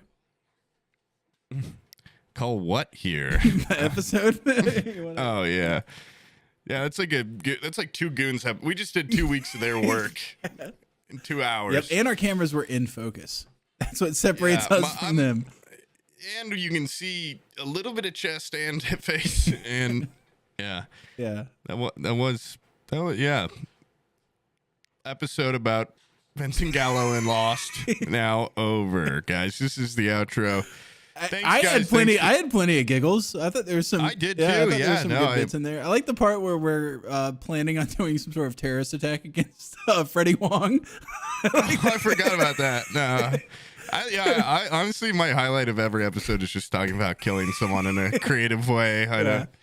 Or tricking them. Eventually, we're gonna get to someone paranoid enough that they're gonna just get legal representation, and we are going to be so fucked. Maybe like restraining order. I don't even know who this guy is. Oh wait. Oh yeah. We talked about killing him for a couple hours. That was like that guy. The guy from the gun The range. guy from the gun range is like, you guys talk shit about me for like 30 minutes. I was like, we did. You tore into me. You He's ruined like, my that was the life. biggest like tongue lashing I've ever had in my life. Well, then why don't you bend over? I'll show you another tongue lashing you won't forget. I am Think so about sorry. you're in Harry Potter. Yeah. Yeah. Anyways. All right. Well, thanks, guys. Yeah. Thanks for watching. Thanks, guys. Next We're month, probably we got a lot of plans. we were going to do a viewing party for Brown Bunny, and then the more we thought about it, maybe showing you guys pornography is not the best move. Yeah. So do private viewing on that.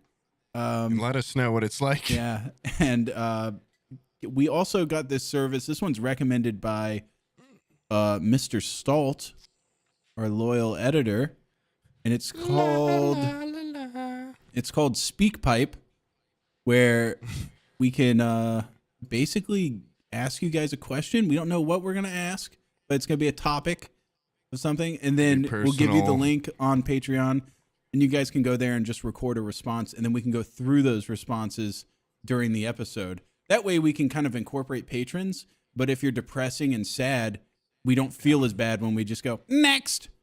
It adds a layer of separation while maintaining the Illusion. Yep. That you're interacting with us. But it's really like you left a, spam fucking voicemail.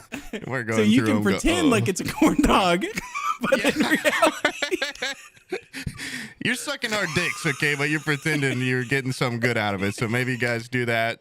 Make your friends buy the Patreon for it or something. yeah, we're gonna keep workshopping this and figure out something that we're gonna ask you guys. Pretend I'm on the phone with you or something, Yeah, it'll be cool.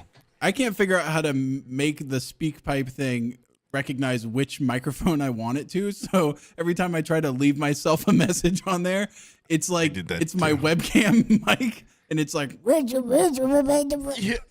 oh well. I tried to record one where I'm like, hey, me, big fan. And then I click play and there's nothing. Like, okay. This So service sucks. we need to do some work make on sure it. your mic works. Yeah. Yeah, we need to work on their website a little bit, guys. We'll get that We haven't service figured worked it out. out, but man, before Case worked out. you guys know it, you'll be eating that corn dog, and it'll be great. It'll be a good time. I mean, I'll probably just fucking crack into the code, fix that up real quick, sharpen that code up. I forgot you're like a tech wizard or whatever. You knew computers. Yeah. All right. Diddly, diddly, diddly. This hand, I'm fucking licking the keys. Yeah. I want to learn how to type like Ed from Cowboy Bebop, where it's like the future typing, where it's like the whole hand, Yeah. Well, I'll be doing that, fixing the website, and then I'll open my eyes, and I'm fucking in a prison making butt salad with my hand. Oh God. I'm fixing websites. We have a Patreon. We have a Patreon. Shut up back there. Yeah. Keep tickling it. Yeah. All right. Well, sorry if you're in prison. You're listening to this. If you're in prison, sorry. that fucking sucks for you. Sorry I'm about sorry, that. man. Or woman. Sorry. Sorry about that. Okay. All right, later.